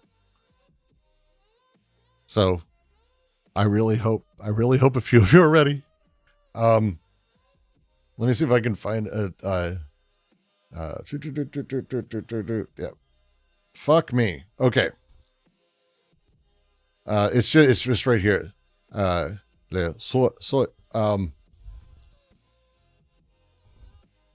fucking hate this. This is like where we start talking about like, okay, I have it set up and I reads it as either or, which it's not as a thing. So it is like,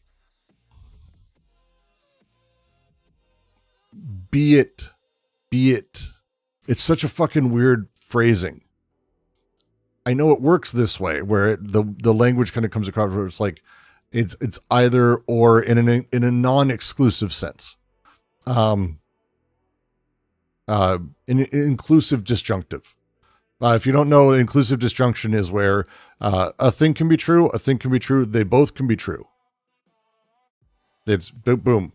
But it's so is kind of the idea here. And that's in opposition to this is et puis, which is and then. Yes. So that one makes sense. I get that one. That one. Please, someone. What is the history of I looked. There is no one. This is not a thing you can Google, by the way. and I even asked AI. AI does not help you very well. What is soy? They're like, be it. I'm like, that doesn't help me. Please, what the fuck is the use of this? Someone. Okay. When we it's kind of exactly. Sorry, go ahead. It's kind of what there it's being implied here. When we talk about soit je m'en vais au chalet, soit je m'en vais au it can be taken as an either this, either that. It means in the sense, let me try how I understand it. If I were to say my future, be it happy, be it sad, be it wonderful, be it glad, like that kind of, that's like that kind of the thing where it's like, it's not exclusive. It's not saying it's or this or that. It's inclusively adding these things to each other or not. It's tough. Or like it's not, it sort of is. Actually, it sort of is. I should shut the fuck up. It kind of is. This is like one of the ones that like fucking makes my brain break.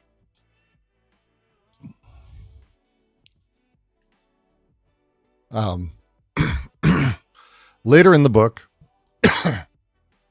they start saying, so 3 in a row. They don't hear. Here they just have the 2, but they start doing that triplicate later, which again, I translate as either or whatever.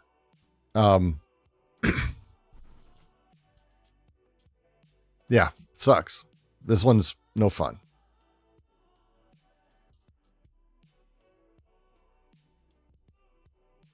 This one's no fun. Let me know your thoughts. I'm going to do explaining because I do generally know what it means. Or like it is, it kind of, it is. It's verb tense. It's,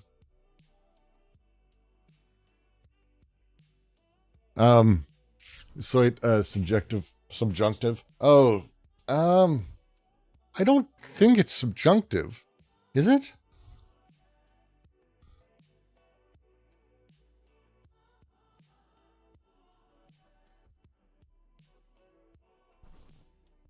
I don't think it's.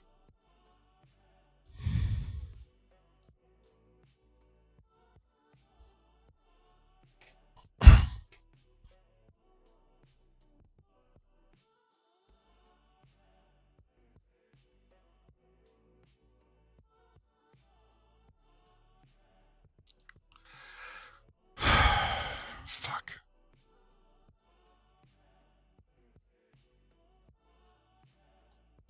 Here's why this matters and why my brain is forcing me to not move on. I believe one of the fundamental things that's going to come out of this book for people who read it is you're going to begin questioning and talking about the idea of legitimate versus illegitimate uses of these syntheses. And one of them is the disjunctive. One is inclusive, one is exclusive. Inclusive versus exclusive disjunctive is actually an incredibly important logical operator that is happening here. And the distinction between those two is kind of a big fucking deal. Oh,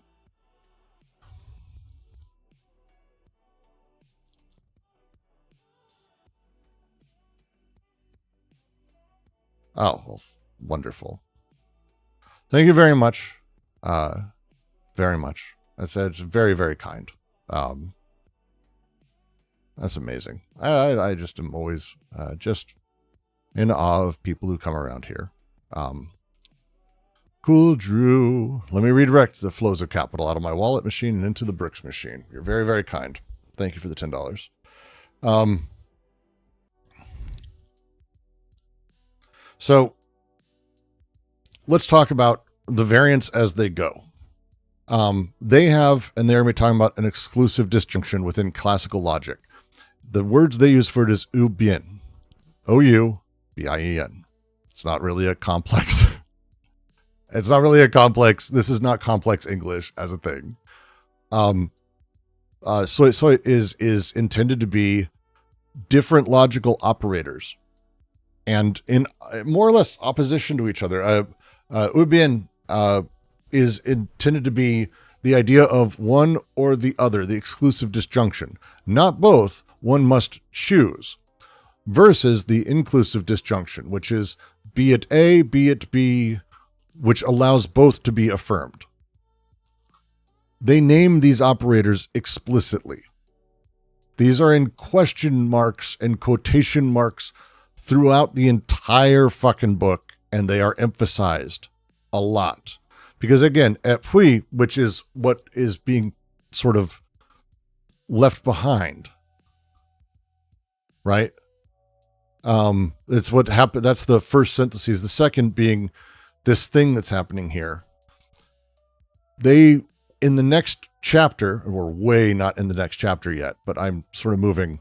They use the phrase soit allez de ou bien, which is either or, instead of, or else, ou bien, or else. So the entire legitimate versus illegitimate thing is built on the fact that basically French speakers hear the difference between these things, and English fucking collapses the shit out of these, because we have basically either or and either or. Fuck me. It doesn't work in English, because if you don't know, in logic and English, they're the same thing. It's just, we add the other thing. We say, oh, it's an inclusive versus an exclusive disjunction. Hurley's solution is to say either / or for exclusive, or either or, adding the third term so that way it becomes inclusive. But that is desperate improvisation and bullshit. It's not wrong on its face, but it's not how the logic functions. It doesn't work this way. English doesn't allow this one. It sucks. It's, if you add a third term and you have to add a third term, which is what Hurley is doing, you're multiplying alternatives, but you're not changing the exclusion of it. There's a reason, like I have my books on logic. No one does this, but also they don't actually have it in the English version. They don't say like, oh, here's the common language version. It's like, no, they have symbols for this shit for a fucking reason. Because you can have an inclusive disjunction with only two terms. Forcing it to be three fucks with people really bad. Could be this or could be that. Could be both. So let's say, man, I'm gassy or I'm hungry. There you go.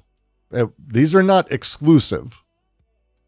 I can go down the road to saying they're exclusive. They don't have to be exclusive. They can kind of work together. It's a bad example. It's a really bad example, but that's where my brain is after fucking diving into this stupid shit for so fucking long.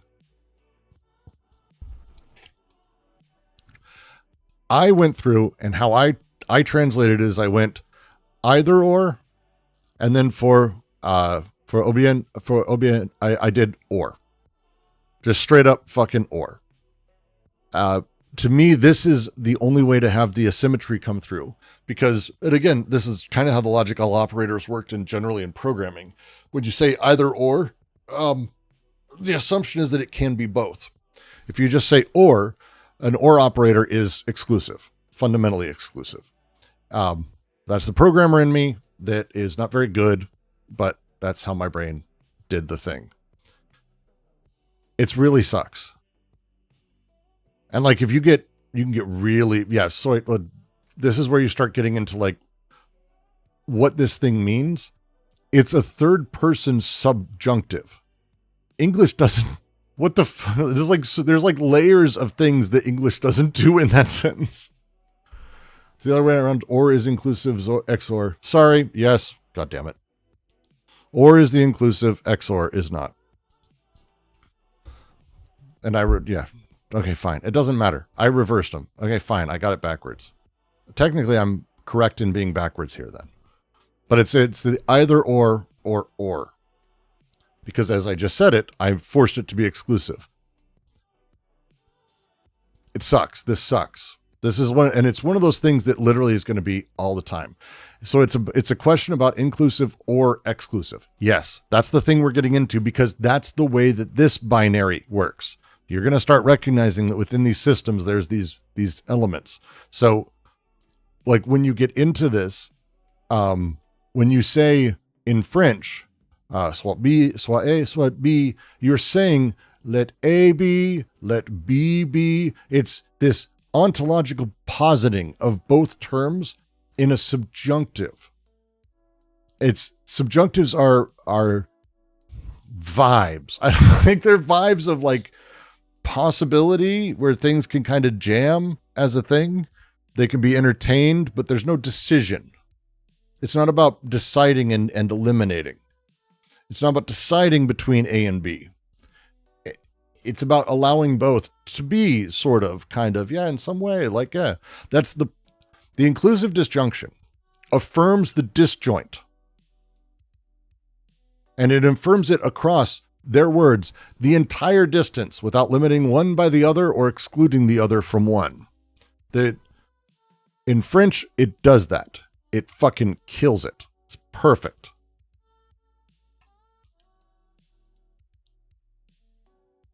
It's like how math problems, it's very much that. If I were to say, oh bien, by contrast, this is indicative of deduction. Bien, it's an intensifier. It's an intensifier of the or really, or is, or indeed. Like there's a bunch of ways you can kind of play with that. It's insisting that this choice is decisive and exclusive. There are two paths in a wood. You take one. That's one or the other. That's the setup. You can't take both paths as we talk about it. That the logical schema they're playing with is incredibly important.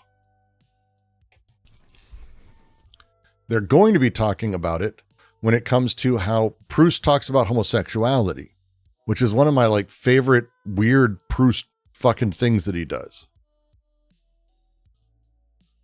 If English doesn't allow it, I'm being harsh on poor Hurley. Well, one, I'm terrible at this job. He's a professional. And two, his answer made it worse. So he gave a bad answer, would be how I would phrase it. So Proust is going to be talking about this stuff in a bit. They're going to be talking about the types of homosexuality, right? That there is an exclusive depressive position, right? And that there is a schizo-inclusive affirming position. They phrase this out very specifically. And how I set it up is to say, to the alternative of exclusions or else, as opposed to either of combinations and permutations, where differences amount to the same without ceasing to be differences. That's like the fullest statement of this distinction, and I mean, kind of reveals where I ended up going with the translation in general.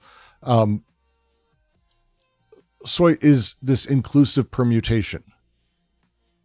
So you've got to play with it sort of more contextually. Nietzsche and the Vicious Circle and Baphomet. Klosowski plays with these things. Like, so fucking much, man. Fuck. Yes, Mehdi, it's exactly like it's exactly that. Let A, let B. It's 100% that. And that's Klosowski harps on this disjunctive sign, that the sign that affirms incompossible predicates at once without synthesizing them. This is, if you haven't been in our reading for Klosowski and the Vicious Circle, this is central to it. It's not about unifying. It's not about bringing both into singular, but instead the transversality, the traversal of them. There's a lot of thinkers, all these guys, this is kind of a super important thing like at all. For Klosowski, when he does Baphomet, the Antichrist in it is opposed to God in an inclusive disjunction, as opposed to exclusive, which I'm now using an inclusive disjunction to describe the difference between inclusive and exclusive. Just, fuck me, my brain. God for Klosowski is the master of exclusions and limitations in derived reality. You'll see that in this paragraph later on too. This is a very specific thing. This is Nietzschean shit, right? So there's a lot to pull from here. This is that important.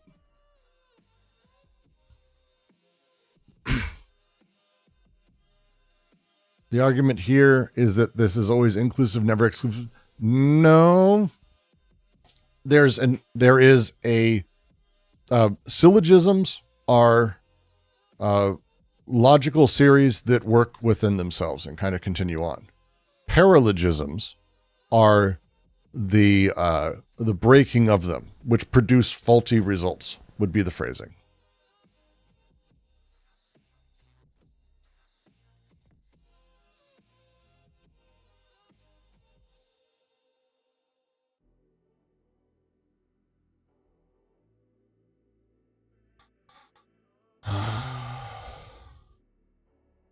One second. Just sorry. It's personal.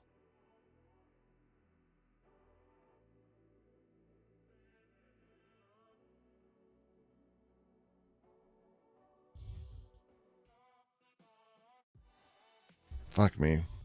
There's so much wrong with the games, and I just keep getting texts from people, and it's like, oh yeah, no, the industry I love is gone and everyone's losing their jobs. It's just terrible.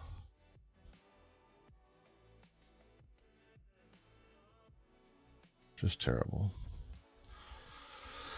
All right, let me try to circle back on this. What is everyone saying here? It's not like forks in a row where each is fixed to one part of the tree, more like a combinatorial term. It allows things to exist as each thing being true. There's no need for us to presume, again, as things are distributed and we force this process into the logic of how things are combined and how they're put together, inclusive versus exclusive disjunction actually is a significantly important thing. In coding, we have XOR gates. Hey, I got it backwards earlier. Someone already yelled at me. There's no singular word, only portmanteau as shorthand, XOR, NAND, etc. English does not handle it well.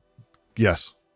And best explored and shown by me literally getting it backwards earlier. English doesn't like this.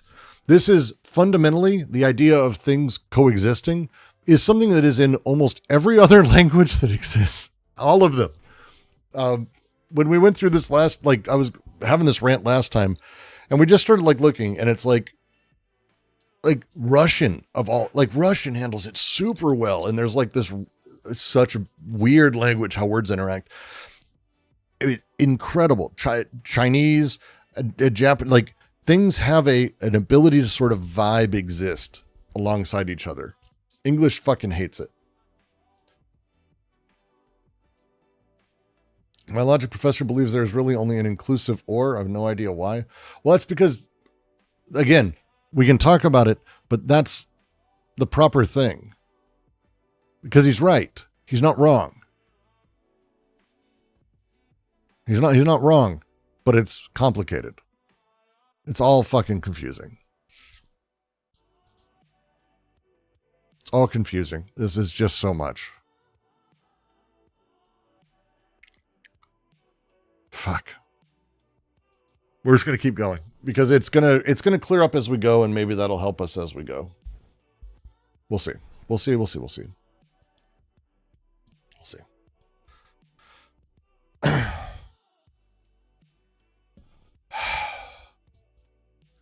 This is one of those, like, if you ever want to, like, I don't know how many people hear, it's like when you hear yourself on a recording.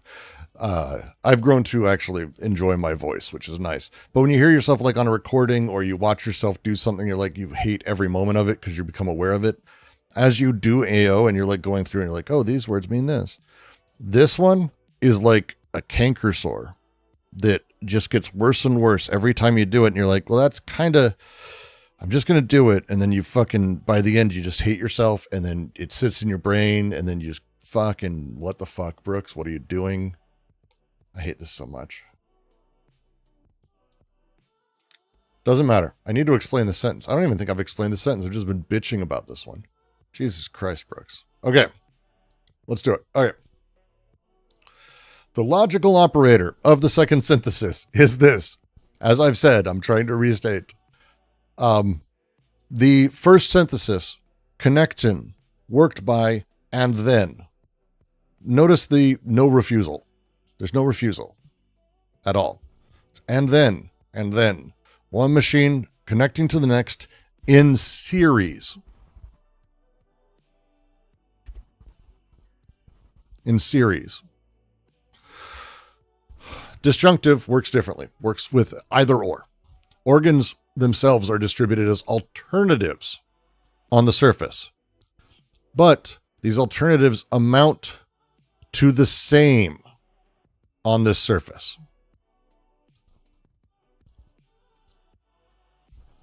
Okay? This is a lot to take in. This is actually like one of the wilder things.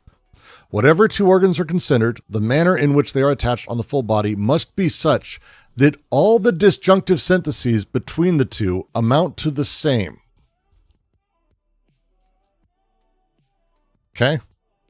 A disjunction is not just about marking exclusive shit. It actually doesn't even mark exclusions there. It doesn't mark decisive choices.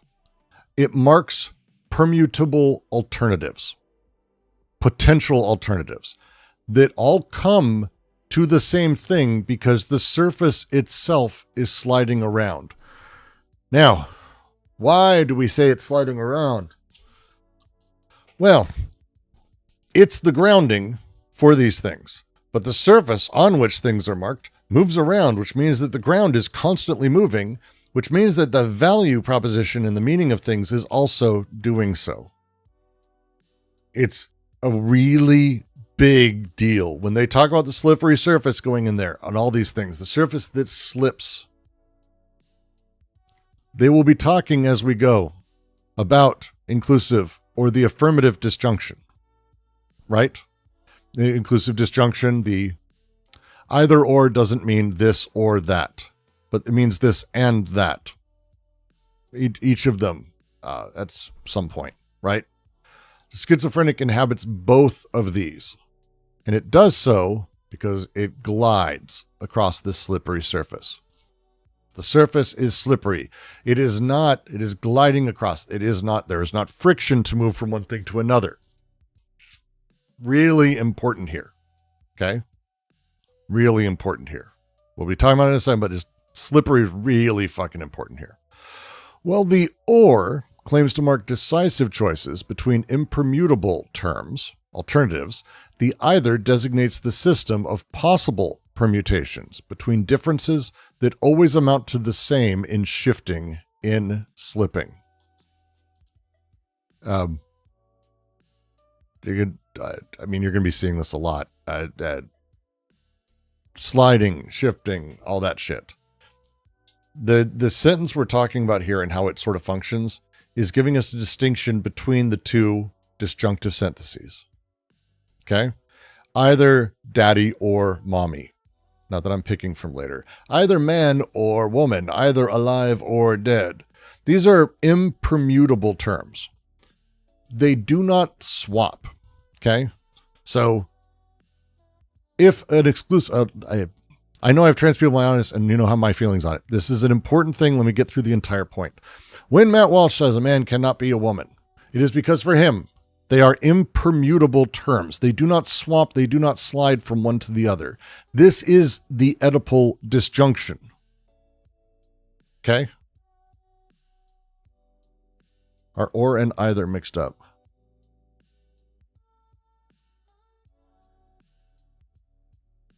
Yeah, I no, but maybe.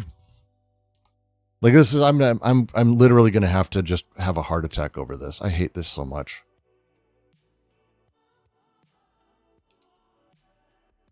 So Hurley does for or either.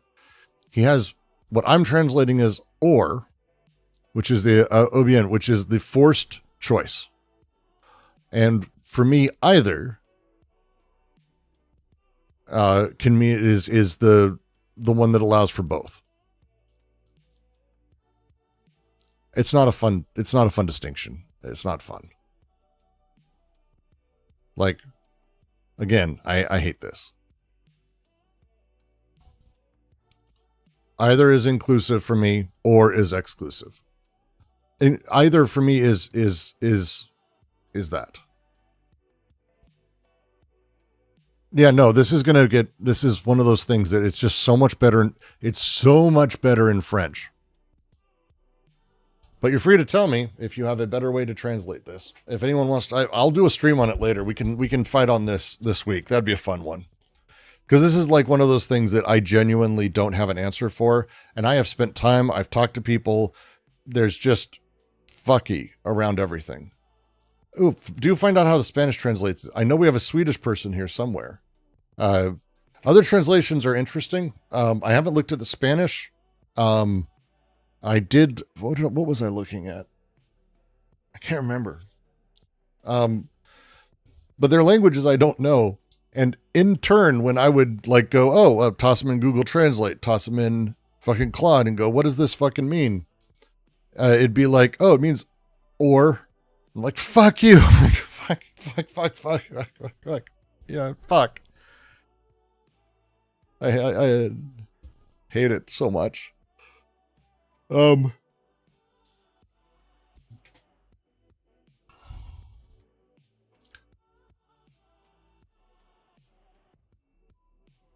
Already? I do hate it so much, yes. Ya is already... Wait, ya means already? Oh, in Spanish. I'm just... Goddamn people. So many languages I don't speak and words I don't understand. The thing that matters... All right, one second. I'm just going to look at this real quick.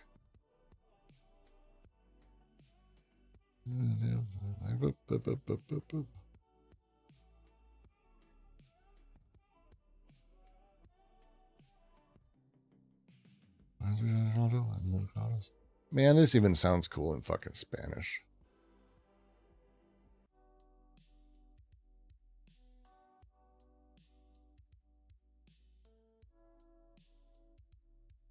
I don't read Spanish.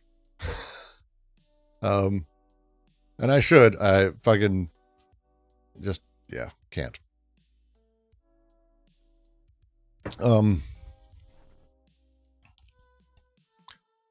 The thing that matters for this is to be talking about how the two elements work, how how they mark these choices as decisive or not. Impermutable is the word that they use. They're impermutable terms. The either designates the system of possible permutations between differences that amount to the same in shifting and slipping. The compossibility is the thing we're talking about here. So we're talking about Leibniz. The question is whether or not series that diverge from themselves can be affirmed simultaneously rather than distributed into exclusive worlds. Is there compossibility this way? The sign of the disjunction from Klosowski, which is in our reading Thursdays, because I have nothing in my life, apparently. The thing they're driving at as a permutation is talking about this in the sense of the logical. This is all logical work at work here. A permutation is any series of elements in a set. Set theory is going to be really important here. In any inclusive disjunction, these terms would be permutable. They can be rearranged and it doesn't change the fundamental set. An exclusive disjunction insists permutation be impossible. Every term in a set becomes its own position. This is the thing they're talking about. I would be happy to, if, like, this is the thing they're talking about. This is why, or Zor, or why symbolic logic is centered to this as a thing. The fundamental thing they're talking about is the actual logical operation at the center of this.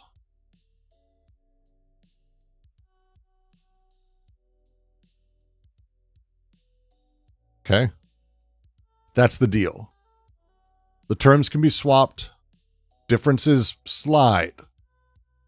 Because they can arrange themselves in different ways. It doesn't really fucking matter. Okay? That's the schizophrenic inclusive disjunction. This is Deleuze fundamentally is a philosopher of logic. I will fight people on this. This is fundamentally what Deleuze is trying to talk about, is the logic of all of these things. Specifically here, we're talking about the logic of almost subjectivity or social repression or all of that, and how meaning comes to be socially. This process of getting us to a place where we have the inclusive or exclusive, this disjunction that is this recording, where things are either or, which is the traditional way of talking about it, where we go, hey, you know, it's either or.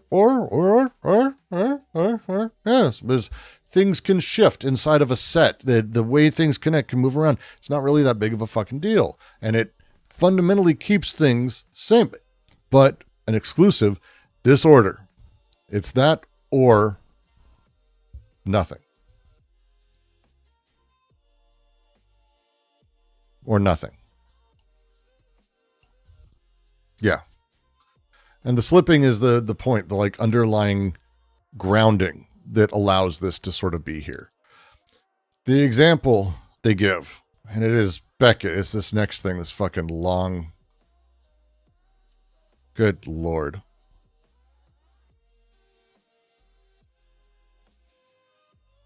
It's like so much to talk about. Because like,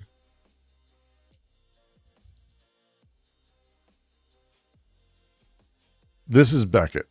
It's a footnote if you want to read it. It's from Malloy, part 2. It is for them, what we're, and I can read it. I will read it in a moment. The Portuguese translation, they simply gave up and chose to put in brackets.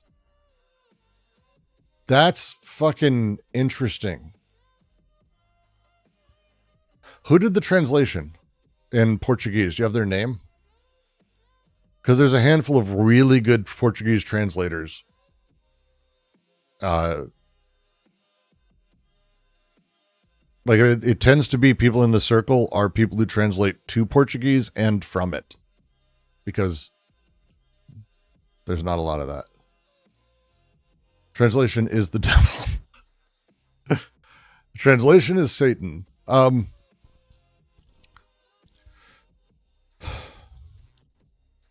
Thus for speaking mouth and walking feet. This is Malloy. It happened to him to stop without saying anything. Either that ultimately he had nothing to say, either that, well, having something to say, he ultimately renounced it. Other main cases present themselves to the mind. Continuous immediate communication with immediate restart. Same thing with delayed restart. Delayed continuous communication with immediate. There's recursion happening here. This is recursion. This is recursion happening here as a thing. Logically as a thing, right? The exhausting of possibilities, the continuous discontinuous, the immediate delayed, the communication restart, all that. This is the disjunctive synthesis in literature. This is permutations of a set. This is why logic is super important for Deleuze. These are permutations of a set.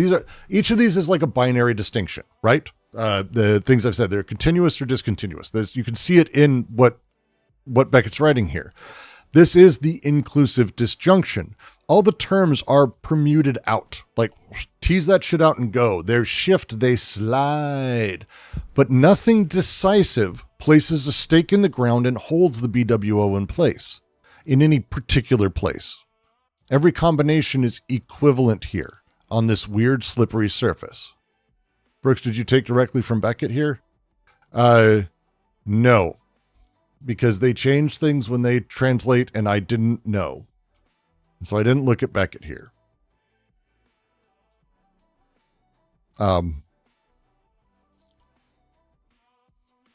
thing that's happening here, that Beckett's doing, and Beckett does this in his other stuff. He did this in Watt. If you haven't read Watt, Watt is really interesting as well.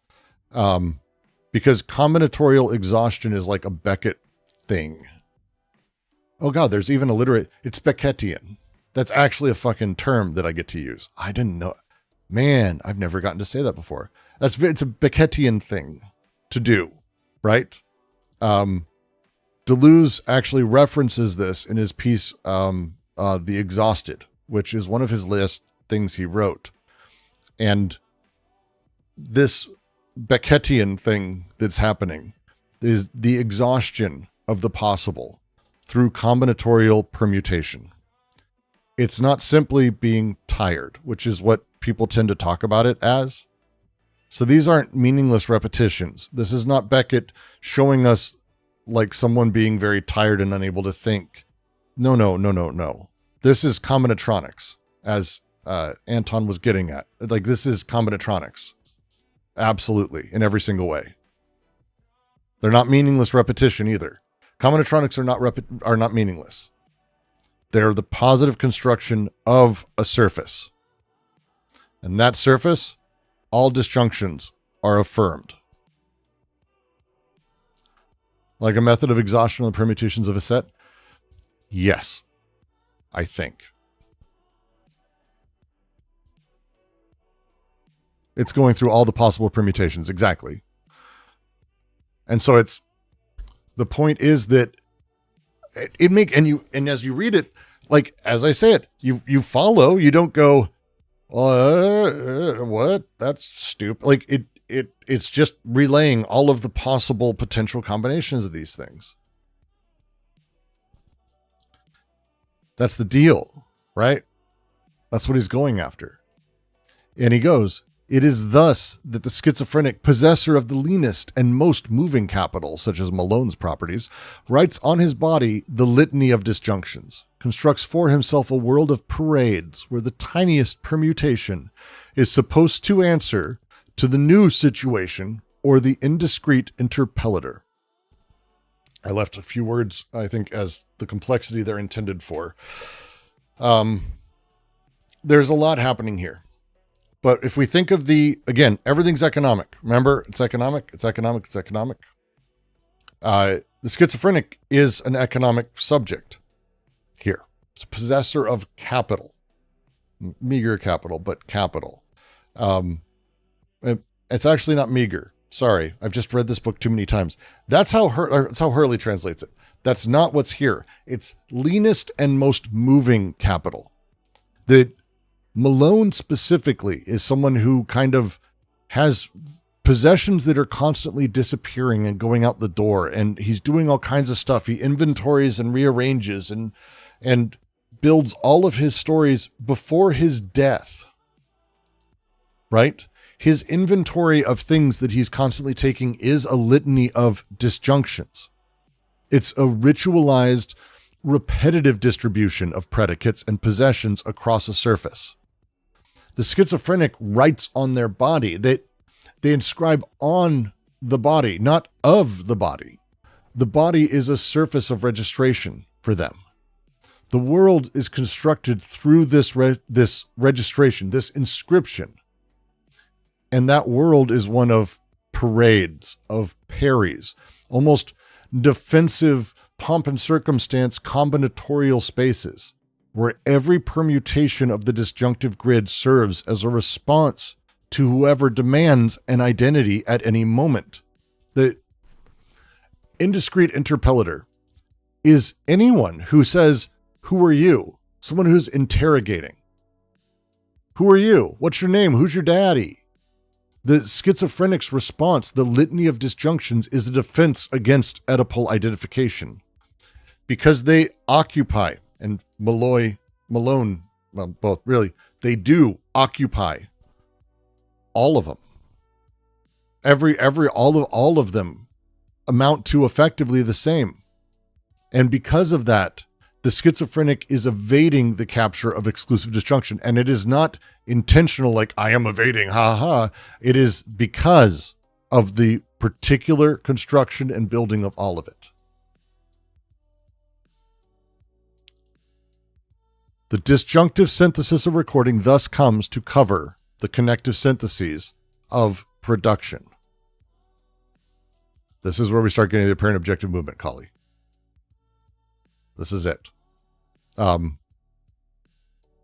This is formalizing the logic here. The guy with stones in his pockets. Correct. The stones are also going through a permutation in his ritual. Yes. And where is the pleasure found? Is it purely sexual? Of course it is. But the point is, it's always around the body of the body, telling the stories. It's economic. So, the second synthesis covers the first. The disjunctive grid of recording overlays the connective chains of production. Okay? This is the serabatsur, the bending back, the folding of the totality of recording of production on production itself. Okay? It folds over production and represents it in terms of itself. Okay? The process, as process of production, extends itself into procedure as procedure of inscription. Fucking love this fucking sentence. When they're good, they're good. Production does not stop, and then recording starts. The process as process of production extends itself into procedure as procedure of inscription. It's in there. The first synthesis generates the second from within. The way they're playing with this, you can, in the French, they use processus and procédé. The open process of production formalizes into a procedural technique of inscription. That's why they say procedure as procedure of inscription. The three syntheses, again, not sequential stages. They are nested productivities. Different registers, each one produced by and within others.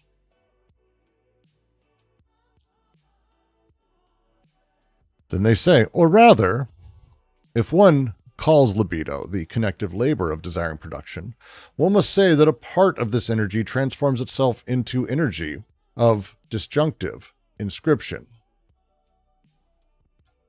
All right. The energetics of the unconscious. Energy.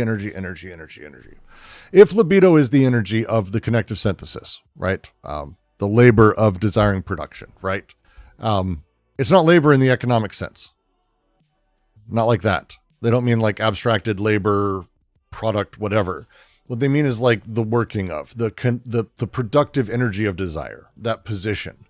Then the passage from the connective to disjunctive is an energetic transformation. Libido becomes noumen, transforms, converts, right? It's not Freud's cathexis here. This is not sublimation.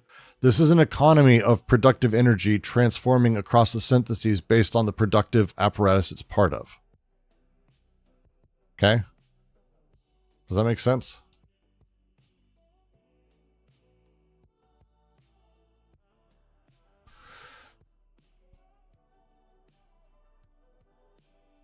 I'm hoping that makes sense. Energetic transformation. But why call divine or noumen the new form of energy, despite all the equivocations raised by a problem of the unconscious that is religious only in appearance? This is because noumen is a very complicated word to use here. Noumen means divine energy. Like, it's hey guys, you're materialists. The fuck you're doing, God? The fuck, dude? Like, that's and they're like, oh. No, the BWO is not God. The divinity is the energy of disjunction because it traverses the BWO when the BWO is functioning as recording surface. So, divine is naming a specific energetic operation here. It's naming the distribution of production across disjunctive inscriptions. This is not a theological entity, right? They use religious vocabulary like a lot of people do, frankly. Not because the unconscious is religious. God hides inside of us or any shit like that. But because if there is a thing that has always loved this disjunctive and theorizes about the disjunctive, right? It's theology. Like if there's a thing that sorts stuff and demands it and sets it up and this is that and this is that, it's God. That position, the omnitudo realitatis, from which all things derive. We'll get to it. That's Kant, I know, but that's kind of what they're saying. They're like, yeah, no, that's Anton. It's not far. All right, I'll make my own God with blackjack and hookers. It is kind of that, but they're saying like it's not God in like the BWO being God. It's not. So many bad readings. Because the next sentence says, the full body is not God. Quite the contrary. Just letting you know. Just letting you know. That means no. No, it's not God. It's not God. Okay. Just in case Plastic Pills is listening, they have a sentence here that says it's not God, quite the contrary. That usually means it's not. But divine is the energy that traverses it. Well, we'll get to that. I want to take another second on the God thing. No. But divine is the energy, but the language is weird here. Divine is the energy that traverses it when it attracts all production and serves it as an enchanted miraculous surface, inscribing it in all its disjunctions. Yeah, that's probably the break point, because the next one's going to be about Schreber and Freud and Kant and everything at once, and that's going to suck. It's going to suck.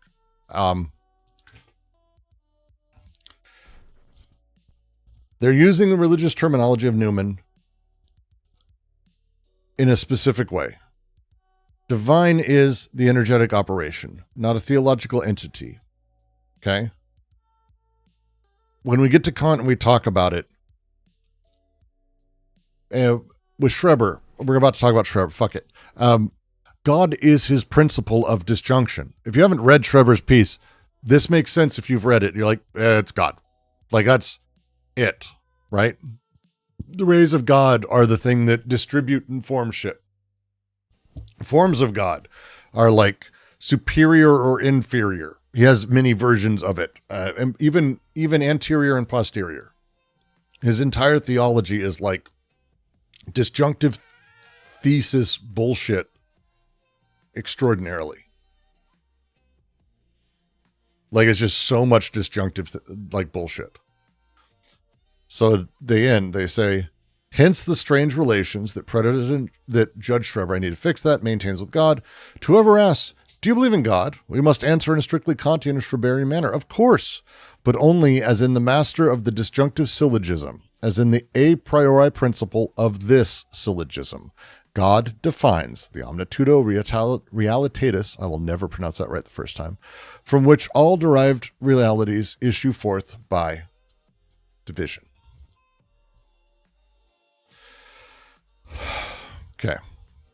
Kant treats God in Critique of Pure Reason, which is like, I think you should read Critique of Judgment as well, but Critique of Pure Reason, if you're gonna do a Kant, that's the one. God is like the ideal of pure reason. The concept of the totality of all reality. That sentence sounds awful and like a bumper sticker. There's a reason he calls it the omnitudo realitatis, because it sounds cooler than totality of reality, because I don't know why I said that, because it rhymes. The omnitudo realitatis is this thing which determines things, and they're derived by limitation or division. Kant's God is not the God of theology, right? It's important as a thing, not what we would call like the Christian God or anything like that. His thing was honestly more grounded than that, as much as it's not grounded at all, really. But it's like the God of logic, right? It was the master of the disjunctive syllogism, the principle that distributed predicates through this disjunction. Everything for him is either A or not A. The totality of these disjunctions is the omnitudo realitatis. And they're like, hey, that's Kant's God. And Deleuze really liked Kant, as much as you may think otherwise. He really liked Kant, really used his shit, just beat the shit out of him during it. But it was like a BDSM kind of love. The way that he did this is by here going, hey, that's it. Hey, look, here's Schreber's God. Your God does this. This God, they're both principles of this weird distribution thing. They're not really personal deities. They're more like logical operators inside of it. So when Schreber's like relating to God, right, and he's working with that, he's relating to the disjunctive syllogism that's operate for him, right? That the analyst will ask him and say, do you believe in God? The answer should just be yes, but only as the master of disjunction, because that's what he is. That the thing that they're going to say, and they're going to talk about this, like Kant's humor. They make this joke a few times, like there's a comedy of treating God as a logical operator. They play with this a lot. They will do this throughout the entire book. They do it through a lot of books. Deleuze loved to play with this idea of like the divine, the numinous, and all this, and make these things like it's a black humor of sorts, to take these things that are godly and idealized and all that, and to give them particular operators in a materialist system. It's like fun for them. And they do this a lot because God is not a person. God is not a thing. God is a syllogism. Right? I'm trying to think if there's anything else to add here. No. If you want to really understand this, I would suggest Deleuze wrote a wonderful book on Kant, but Difference and Repetition is his real book on Kant. Like he wrote a small one. Difference and Repetition is about Kant, and it's about taking all these things that Kant did and like radicalizing the fuck out of them. Because Kant's not doing any of the things really, or at least doesn't understand what he's doing in the way Deleuze does. But Jesus Christ. Like Deleuze basically argues that Kant's treatment of the disjunctive like already contains the resources for the non-exclusive. Kant did not write that anywhere as far as I'm aware, but it's a good argument. And it really, really, really works in an interesting fucking way. Interesting way. Okay. I am not going to stick around much longer because that is now 3 hours and 15 minutes on 2 paragraphs.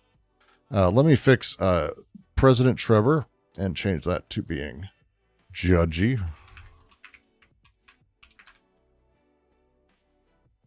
Interesting in your thoughts of the three synthesis of times relation to it. Well, they're different logics that operate at different registers.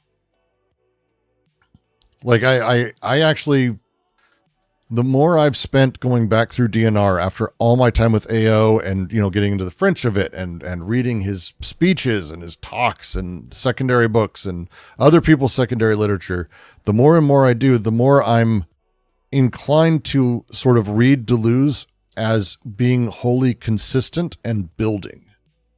So like,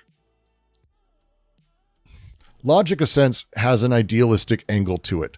He's not doing idealism, or he's not trying to. He's trying to build a framework outside of the idealism that is representation in the Logic of Sense, how sense operates.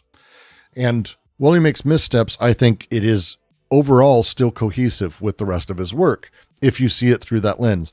Corey Shores kind of makes this argument. I won't say he does because he's smarter than I am and he probably says it better. But in his book on the logic of Gilles Deleuze, he kind of makes this point that the systems of logic Deleuze is building are across registers and how registers operate with other registers. If there's a thing that is really interesting about Deleuze, it's that there is a cohesive singular philosophy in sort of some way, but it's not through bringing everything together as operant in the same way. Instead, it's sort of bringing together and going, there is logics of all of these things that operate at all these different levels, and they all have their own sort of internal logics that also are built by other parts, and they kind of layer. It's an incredible read. I highly recommend it. We have it in the server. You can find it online. I recommend buying it if you can get it. The logic of, I think it's just the logic of Gilles Deleuze. Corey with 2 R's, which is always confusing. Corey Shores. Wonderful blog, by the way. Genuinely wonderful blog also. So, gotta recommend it. But with that, I'm going to bounce the fuck out of here. I'm going to be done. I have shit to take care of. All this week, I've got a bunch of different essays that are going to be landing. They're going to be landing across everything. My big essay won't be hitting until next Friday. This one, I decided instead of launching 2 or 3 essays a day, it's 1 a day. Don't kill myself. Get this week's out, then next week's. Be able to spend some time in the reading, do a couple extra streams, get some other things in place. I have need to finish a couple things for the How to Philosophy series, and then move on to my How the Internet Destroyed Your Life thing, which is kind of my next. The Internet Ruined Philosophy, which is, I think, good. Where can I read your essays? My essays are on this channel. So if you go to YouTube, just search for DGQC. The latest few are in there, and I need to rearrange the front page of that because it requires it. But, let me see if anyone is, I was expecting reading their vids.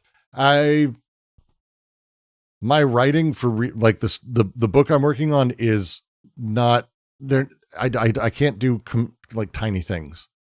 I get into it. Mine is, I'm trying to work out a physical movement, sort of aberrant movements, sensational version of how to understand video games as basically a diagrammatic. Because I think that if there's ever a thing that shows the diagrammatic exists, it's video games.